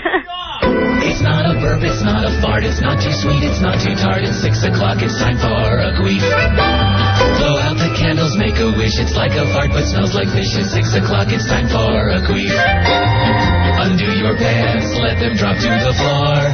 Tense up and let yourself roar. Wow, wow, wow. I guarantee that someone just ran off the road. That was a nice one. Somewhere in America, there is a car in the ditch. You know what was great? They're yelling outside the studio that probably you guys didn't hear.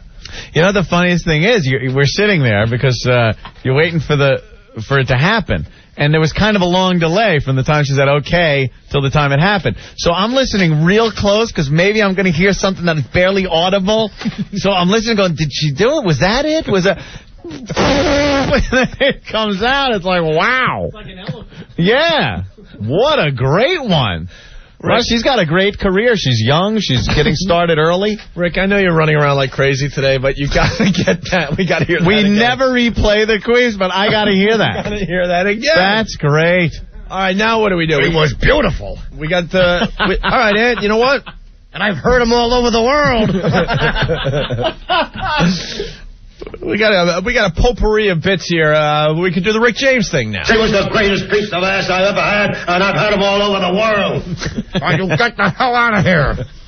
And that girl's ready to do the thing. She's pretty cute, too, huh? I don't care how many Dago, Guinea, what, greaseball, goombas come out of the woodwork. I'm German-Irish. Well, let me tell you something, my crout Mick friend.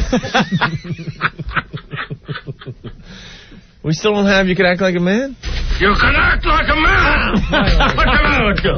What's the matter with you? Oh, God, Father. I admire your pictures very much.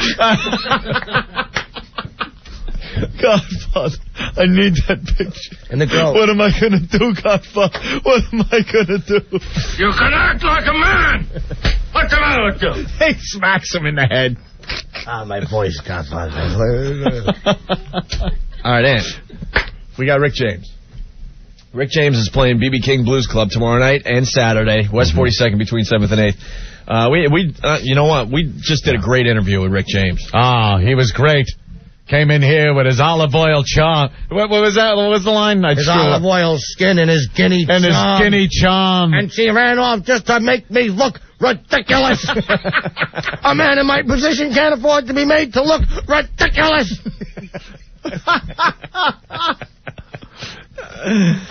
And the topic of Eddie Murphy came up. Yeah. Because Rick James wrote Party All the Time. Mm-hmm. And we were like, Party All the Time. Big hit, though. Oh, I know. Huge hit. You see the video? Like, I'm sure Eddie Murphy wants that buried. So, it's ridiculous. It's ridiculous. So I think Rick James was feeling very comfortable with us, Anthony. Yeah. And he pretty much went off. Mm-hmm. So you didn't hear this during the interview because we had to dump out of most of it. Most of it got dumped out of. Yeah. So check it out, Rick James. I know you guys. So you guys, Eddie was already a multi-millionaire. Yeah. He wasn't doing any interviews. He didn't want to talk to you guys. You guys were always trying to get him. He was saying, he was saying, hell with you. And y'all didn't want to play that record. But people kept calling up, those little old women who live out there who don't seem to with y'all, obviously. Obviously, y'all don't have the same thing going on. Because y'all say what the y'all want to say. And you get away with No, y'all do. Y'all get away with okay? Anybody else? No one else can get away with y'all get away with. Nobody in the world can get away with y'all get away with. Wait a minute, Rick. Now you're going to bleep me. Hold it, Rick. We're at a dump now. We have ran out of delay. That's hilarious. Yeah. Rick, we ran out of delay. Yeah, Rick took up all the delay. With his effing and essing. We got to make a promo out of that. What a great guy he is. Oh, it's fun. All right, on to the next thing. It's a potpourri of things happening here, Andy. Potpourri. Dream Cream. Swear to God, there's a brand new sponsor to the Opie and Anthony show. And we played the commercial earlier for free. Yeah. So they don't bitch and complain. This is all for free for Dream Cream. So we want to play the actual commercial, and then we had Steve from FoundryMusic.com and Jim Norton go into the studio and record the exact same spot as a gay couple. Because the acting, I don't think, is really up to par on the real spot. Right. Don't. So let's hear the real spot. Okay. For Dream Cream. Here it is. Wow, Jennifer, that was incredible. I know. You were as hot as our first time. Do you remember how passionate our lovemaking was back then? Oh, Mark, I know. But lately I haven't felt, in the mood. Is there something wrong? No, actually, I'm normal. Most women experience a lack of sexual desire from time to time. But my sister told me about Dream Cream. What's that? It's an all-natural cream with this breakthrough ingredient that's been proven to enhance sexual pleasure for women. And it's available without a prescription. So I ordered some. How's it work? Well, I applied one little fingertip full, and Dream Cream made my skin more sensitive to touch. I was so aroused. My sexual pleasure was so intense. It's lubricating, tasteless, and odorless, so it doesn't interfere, and it worked almost instantly. You're telling me. Come on, cuddle up over here. Let's see what happens next. Okay. Oh, okay. Let's cuddle up over here. Nice odorless cream with a peanut on the end of it. Cuddle up over here. And that bad, it sounded like bad dubbing of a Chinese film. That. You have this on a Dream Cream. Derek. Just stop eating during the show the whole time. Can't understand what he's saying, all the food in his mouth. I'm sorry, sir. You're right. Now, you know something? They're going to dump out of that. You can't say bitch tease. The T word. Basically, you're saying he wouldn't have the bitch tease if he wasn't eating during the whole damn show. We get a lot of complaints about that, Jimmy. You never told me. I didn't know that you could hear me. I'm just having a bagel. That's all I'm having because they're low in carbs. All right. Same commercial for the Dream Cream, Anthony? Yes. Done by Jim Norton. And our own voice of many spots here at this station in New York, Steve C. Steve C. from FoundryMusic.com. Oh, yeah. Here's the same commercial. Whoa, Jim, that was incredible. I know. You were as hot as our first time. Do you remember how passionate our lovemaking was back then? Oh, Mark, I know. But lately, I haven't felt, in the mood. Is something wrong? No, actually, I'm normal. Most men experience a lack of sexual desire from time to time. Oh, yeah. But my brother told me about Dream Cream. What's that? It's an all-natural cream with this breakthrough ingredient that's been proven to enhance sexual pleasure for men. And it's available without a prescription, so I ordered some. How's it work? Well, I applied one little fingertip full, and Dream Cream made my skin more sensitive to touch. I was so aroused. My sexual pleasure was so intense. It's lubricating, tasteless and odorless, so it doesn't interfere, and it works almost instantly. You're telling me. Come on, cuddle up over here and let's see what happens next. Okay. Someone hosed the gayness off me. Oh, God. You stupid faggot. Suck it! Yeah, that last...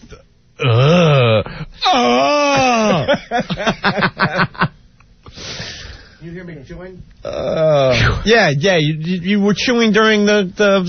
Were you eating during the taping of that? No, you were eating during the taping of that. Something was in your mouth. It was Steve C. He was really getting into the role with Steve's mule. Oh, man, I want to replay the commercial again. All right. I just want to add a little something. Uh-huh. All right, here we go. Dream Cream with Steve and Jim Norton. Whoa, Jim, that was incredible. I know. You were as hot as our first time. You remember how passionate our lovemaking was back then? Oh, Mark, I know. But lately, I haven't felt, well, in the mood. Is something wrong? No, actually, I'm normal. Most men experience a lack of sexual desire from time to time. But my brother told me about Dream Cream. What's that? It's an all-natural cream with this breakthrough ingredient that's been proven to enhance sexual pleasure for men. And it's available without a prescription, so I ordered some. How's it work? Well, I applied one little fingertip to it, and Dream Cream made my skin more sensitive to touch. I was so aroused. My sexual pleasure was so intense. It's lubricating, tasteless and odorless, so it doesn't interfere, and it works almost instantly. You're telling me. Come on, cuddle up over here and let's see what happens next. Okay. I don't know about this, fellas.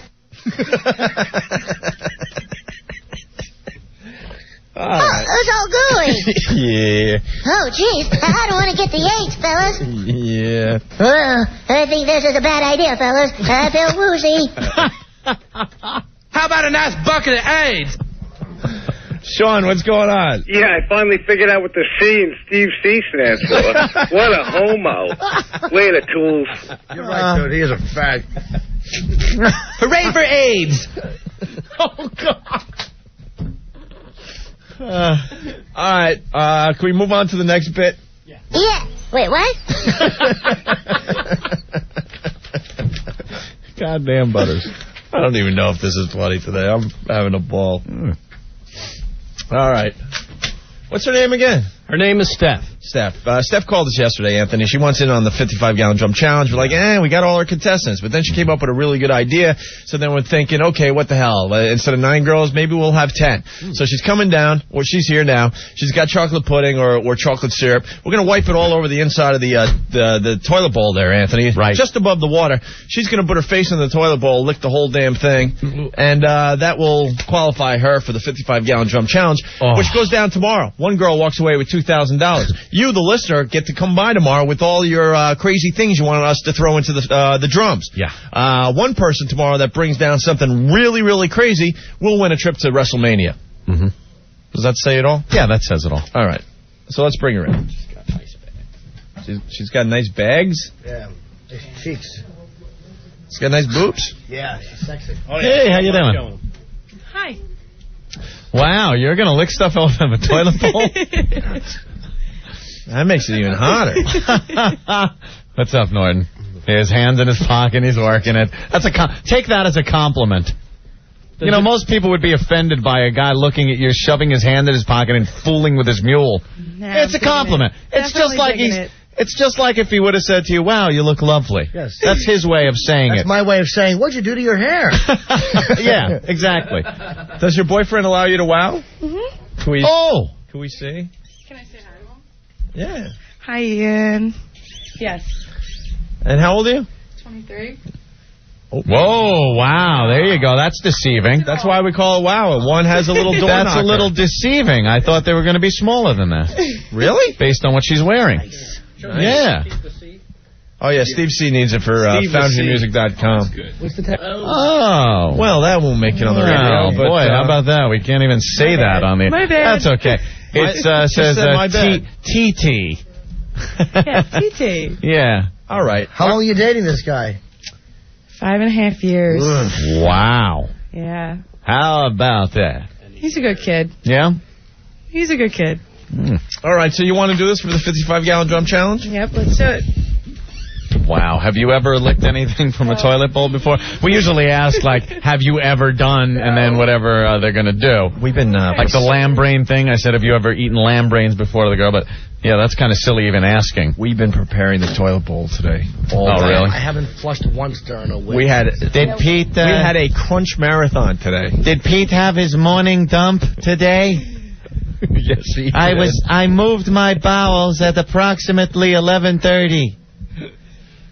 And I left it sitting there until it broke apart and looked like just oatmeal. Oh, God, dude. All right. Where's Rick? I guess he's got the microphone. I think I can do this. Rick, you ready? You ready for this? Come on, there's sexy. All right, we're filming it for FoundYourMusic.com. Can we get some stills, too? We'll try and get some stills. We'll get. Because you know what? People bitch about our show. They say, I don't have the good system. I would rather just see stills of some of the things you guys do. Yeah. It's tough to, download all the video. What the hell year is this?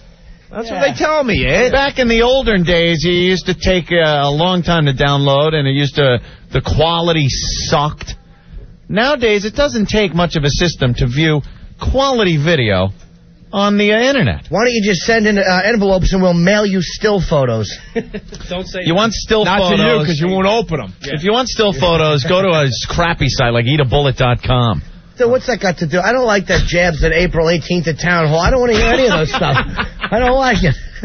When is that show going to sell out? It's a big venue. Yes, it is. Yes, it is. But come on, people, help us out. Just buy the goddamn tickets. Yeah. That means more fun radio for you. Shut Norton up. Buy tickets. That's right. There you go. That's what your commercial should be. I really am worthless. All right, let's go into the through the magic of radio. We're going into the no crunch zone.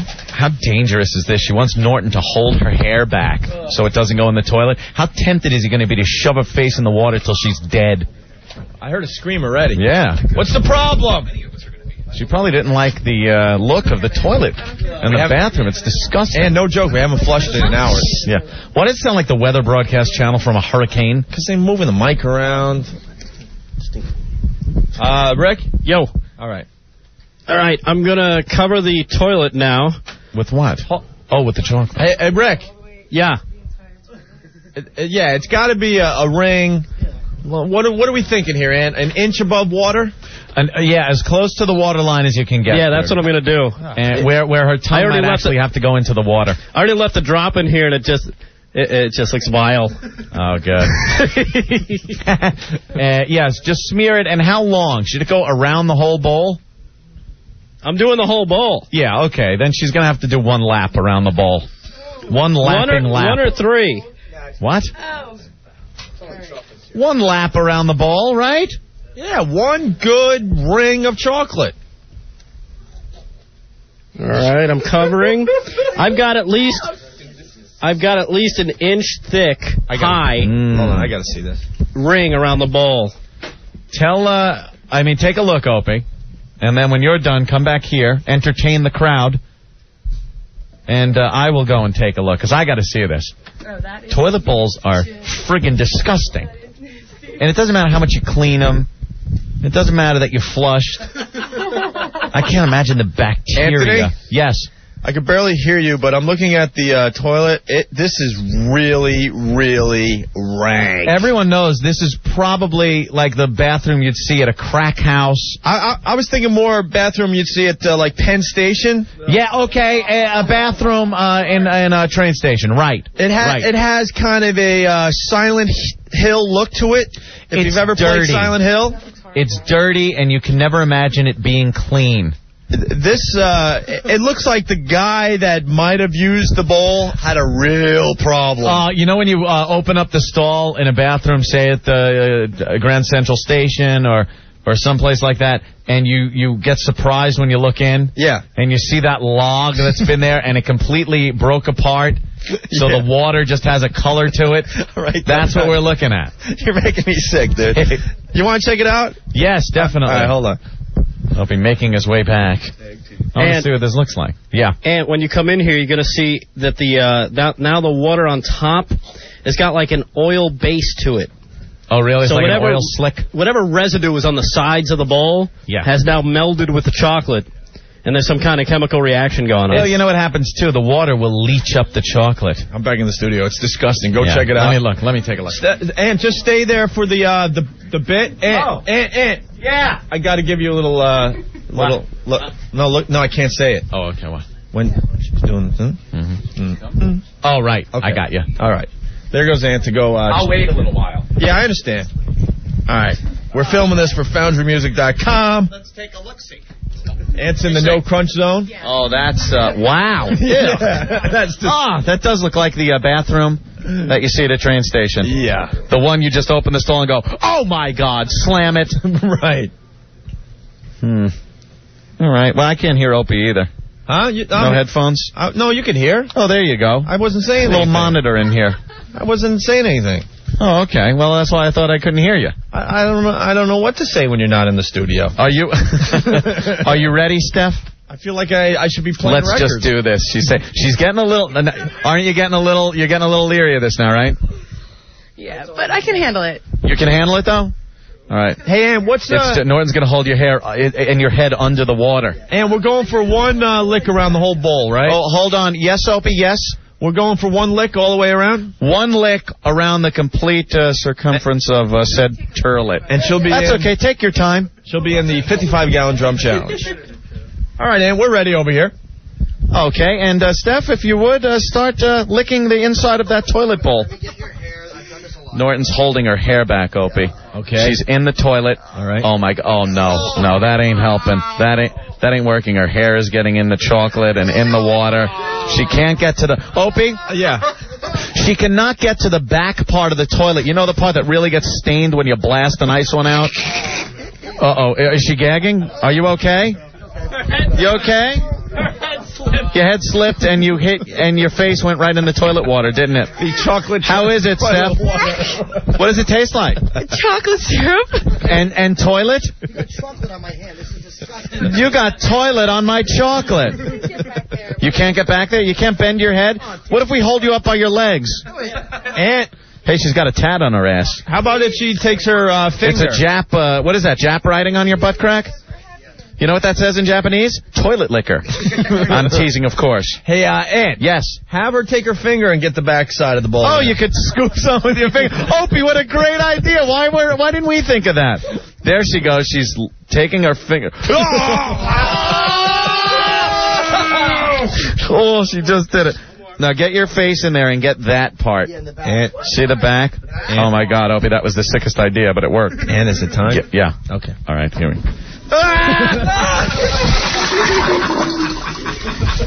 He just scared her. Rick flushed the toilet.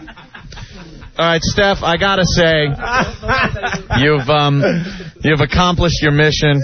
You qualify, and you will be one of the contestants for the 55-gallon drum challenge tomorrow. And if you think this was bad, wait till tomorrow. We torture you worse than Rick James did, allegedly. And Rick might even be here for it. All right. Steph. Bravo. Thank you so much. I want to stay in there for a second.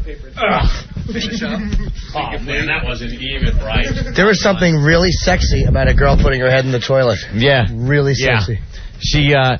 She started licking the front side of the toilet. You know, the side closest to you when you're standing and taking a leak? Yeah. And she slipped, and her face went right into the chocolatey water. And then she's trying so hard, bending her head and twisting her neck and contorting herself to get the chocolate on the back part of the toilet, that part that really gets bombed when you're hungover and have been drinking cheap beer all night. Did it look like she completed a rusty trombone, Aunt? Yes. When she popped her head back in up? the worst way. On a cancer patient. Yeah, and then when you came up with the idea that she used her finger, she went around the entire toilet with her finger and then put the chocolate in her mouth. Well, get her back in here. Oh, man. She's pretty and hot, Norton's too. packing and working it. All right. Hey, how was that? Got like a chocolate film in the back of my mouth. Yeah, that film is something from the toilet, I think. It's That ain't chocolate. Whoa. That ain't chocolate. Yeah. Wow. That's film. Yeah. That is really commitment I get to to be in the 55-gallon the contest tomorrow. and this program. We're very proud of you. All girls have to do it in their bra and panties tomorrow. You know that, Yeah, right? I heard that. Okay, cool. You wear thongs? Yes. All right, Jim. Mm-hmm. You see the barrel? See one of the I barrels? actually went in the barrel. Oh, you did? Yeah. How would to see how comfortable. how'd it work out? It was comfortable. A little tight? I think I can take it. Yeah? And what position? Were you crouched? Yeah. Knees and boobs. Knees into the chest. Yeah, because Chest. these barrels, Chest. they're not that high. And we do throw the lid on these things. Yeah. You know, that's something else that goes on with these barrels. Some of the girls can't crouch down for that For long. that long, your I was a feet will catcher. fall asleep. You were a catcher? I was a catcher. Yeah. Well, I'm a pitcher. Put your own joke in wherever you want. I've been in those relationships. For 12 years, I got it. You were a catcher on the girls' softball team? 12 years. Yeah. Got it. Well, 12 years. Paid. You ever have a foul ball come back and hit you in the lip? Softball hit you in the lip. Whoa. Who's talking about softball? All right, Ant. You know what? Yeah. We got to shove a few more things down our listeners' throats today. We got a lot of good stuff. Yeah. And we got to play What Do We Learn Next? Wow, look at the time already. And here's the Rusty Trombone song. We'll be back.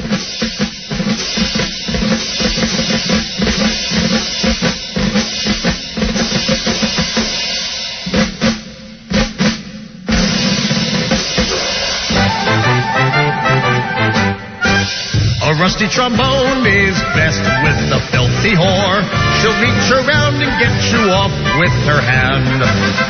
All the while she'll lick your spot by your tiny balloon knot. Hope you didn't eat too much bran. A rusty trombone may not be moral. While I think this sounds kind of gay, I'd rather get some oral with the finger up my but that's me, what the hell, I'm a nut. Come on, honey, start the music. Yeah, you play that well. Next, what did you learn today? The Opie and Anthony Show. You're checking out the Opie and Anthony Show. We got the queef. We have 3 stories we didn't even get to today. No. Another guy died on the LIE. A famous heart surgeon. This happens like once or twice a year. It's like Unlucky Lottery or something. Oh, that is Unlucky Lottery, and it sucks to be you. Man, how many times do you drive down a major highway every day for your commute to work, and you see things in the road? You go, oh, what's that? Well, let me get around that. Maybe it's a piece of metal or wood or something that fell off a truck. This thing was, you know the tractor trailers, when they unhook the trailer from the tractor and they crank down those legs, and on the bottom of the legs are those big metal plates? Yeah. One of those. One of those fell off? One of those fell off. It was sitting on the Long Island Expressway. Tell me a car popped that up in the air. A car's driving by, hits it. Now, you've seen how those things are shaped. They're kind of like the front of skis on the front of it. You know what I mean? It kind of slopes up a little bit. Car must have hit this thing perfectly. It flies up in the air and goes right through the windshield of this doctor's car and through his head and out the back window. I heard it fell off a truck. Yeah, fell off a truck. This happens, like I said, once or twice a year. Mm-hmm. Unlucky Lottery. What are the odds of that happening to you? You know who's even in worse shape? The guy that was laying there waiting for him to show up and operate. Oh, yeah, he was a heart doctor. There's some guy who he was probably supposed to see that day that is now... Oh, where's your doctor? All right. That's Unlucky Lottery, because the odds... Yeah, I know. And I hold in my hand... Is this the version I want to read? Yeah, okay. Possibly the worst story ever posted. This is Unlucky Lottery. Sucks to be you, and the bitches. It's the bitches that'll get you. All in one.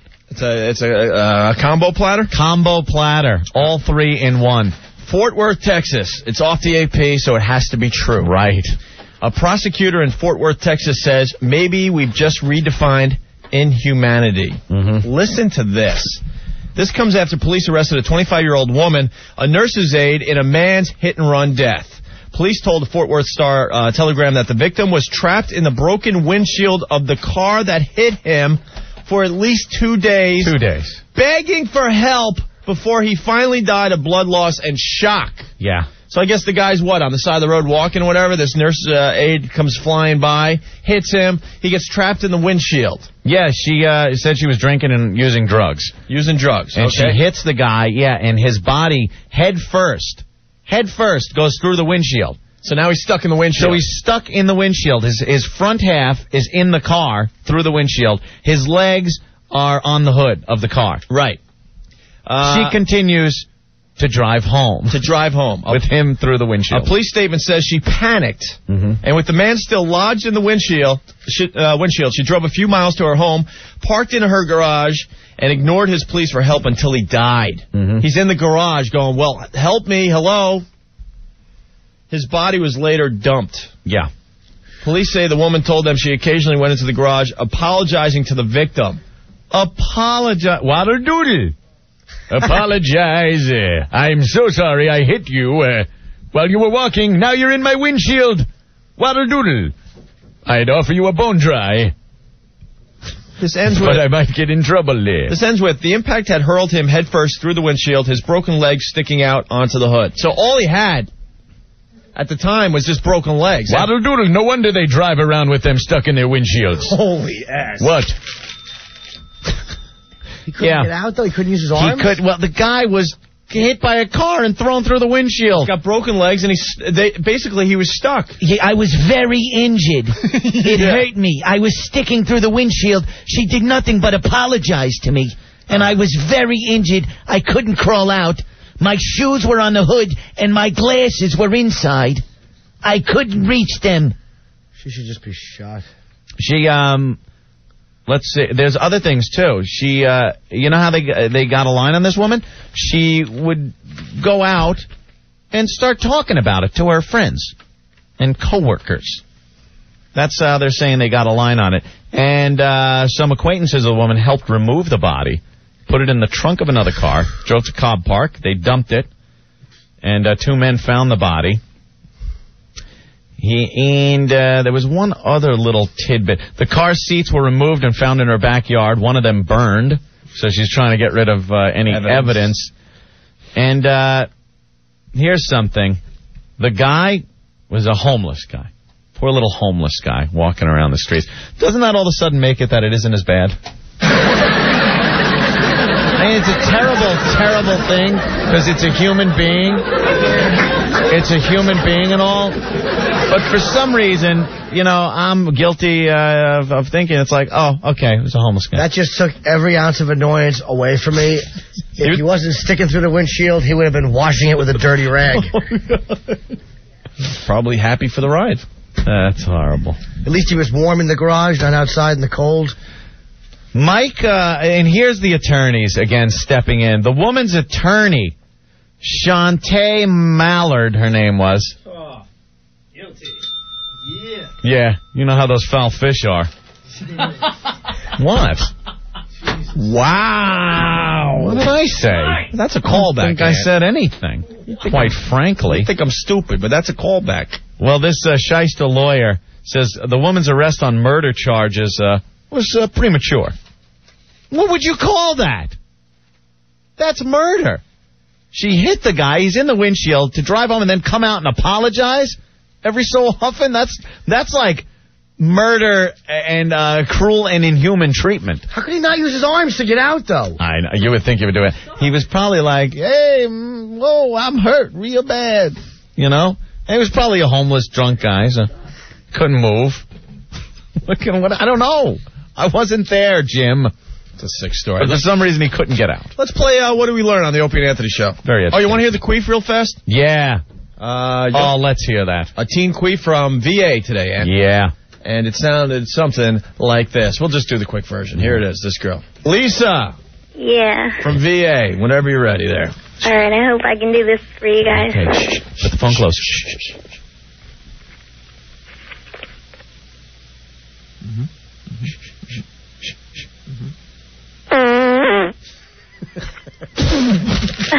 Did you guys hear that? Did we hear it? What a good one. That was a great 6 o'clock queef. Your balloon analogy was perfect on that one. Okay, what did we learn on the O&A show today? Sheep Lover from Jersey. I learned today every Rick James song was about poontang. He also learned 5 o'clock is when you get some Kokomo from Mongo in Newark. W2K from Philly today, I learned it's called a Fifi. Oz is the new Scared Straight, and crack is the poor man's freebie. Jersey Gary from Oz. I learned today saving princesses is for pussies when you can beat an old woman over the head with a baseball bat. Right. Rock and roll groups hire cooks, but still need to go out for a meal. If you got what you got, you get what you get. And he finally learned We Magazine was the dating book for the stars. Yes. Jerry from Edison, I learned today the Big Bopper wasn't black until after the plane hit. Rick James has dethroned Otto and George for the coveted Ned Flanders Most Dumps in a Single Segment Award.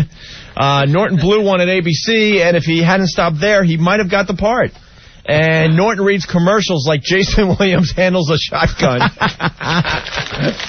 Bravo. Al Mack, always good for one. Today I learned Spuds Buckley spun Rick James records in his hometown. That's it. Yeah, I think I might have. One or two. England from Columbus, I learned Rick James gets more sex in jail than I can in a whorehouse. We'll go to the phones for a few. Don't forget, tomorrow, Anthony, 55-gallon drum challenge. Yes, I can't wait. It's going to be a good one. Steve, what's going on? Hey, what's up, boys? Hey. Today I learned you got toilet on my chocolate. Ugh. I also learned that if you guys lose your radio jobs, you're effed. Yeah. And I also learned that the Thompson twins had a darkie. Goodbye, you faggot whores. Wait, dude. Oh, maybe he... Did you think he didn't fall for it or didn't hear it? No, he didn't fall for it. Ted, what's up? Hey, boys, what's up? Hey. I learned two things. Number one, don't ever be driving when there's a teen queef being played on the air. Yes, you'll go into a ditch.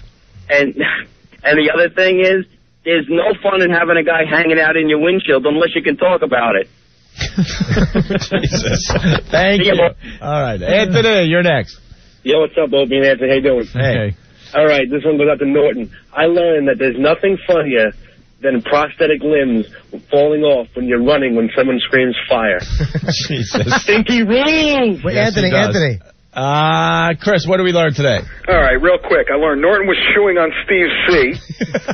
Opie can't speak when Anthony leaves the studio. Yep. Rick James learned about fifis. Mm-hmm. Another queef ends with Did You Hear That? Yep. And Jen uses Dream Cream. If she did that a few years earlier, Aunt might still be married. Yeah. Ooh. Please. Later, guys. Don't get me started. Wow. Wow. Wear that jacket. It's funnier. Wow. All right. I think we're out of here, Ant. Tomorrow's the big day, 55-gallon drum challenge.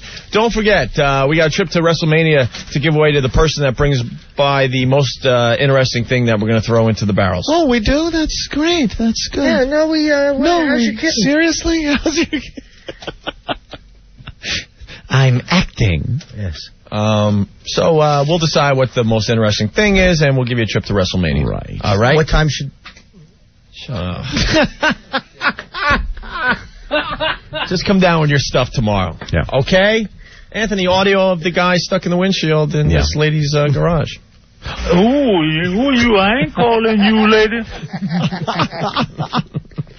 You know what? What? We ran out of time. We could have done 20 minutes. I know. We could have beat that dead horse. All right. Oh, wait a minute. I'm not looking. I'm just moving these up so I can play these commercials. All right. Tomorrow's the big day. It's going to be a lot of fun. 55-gallon drum challenge goes down tomorrow on the O&A show.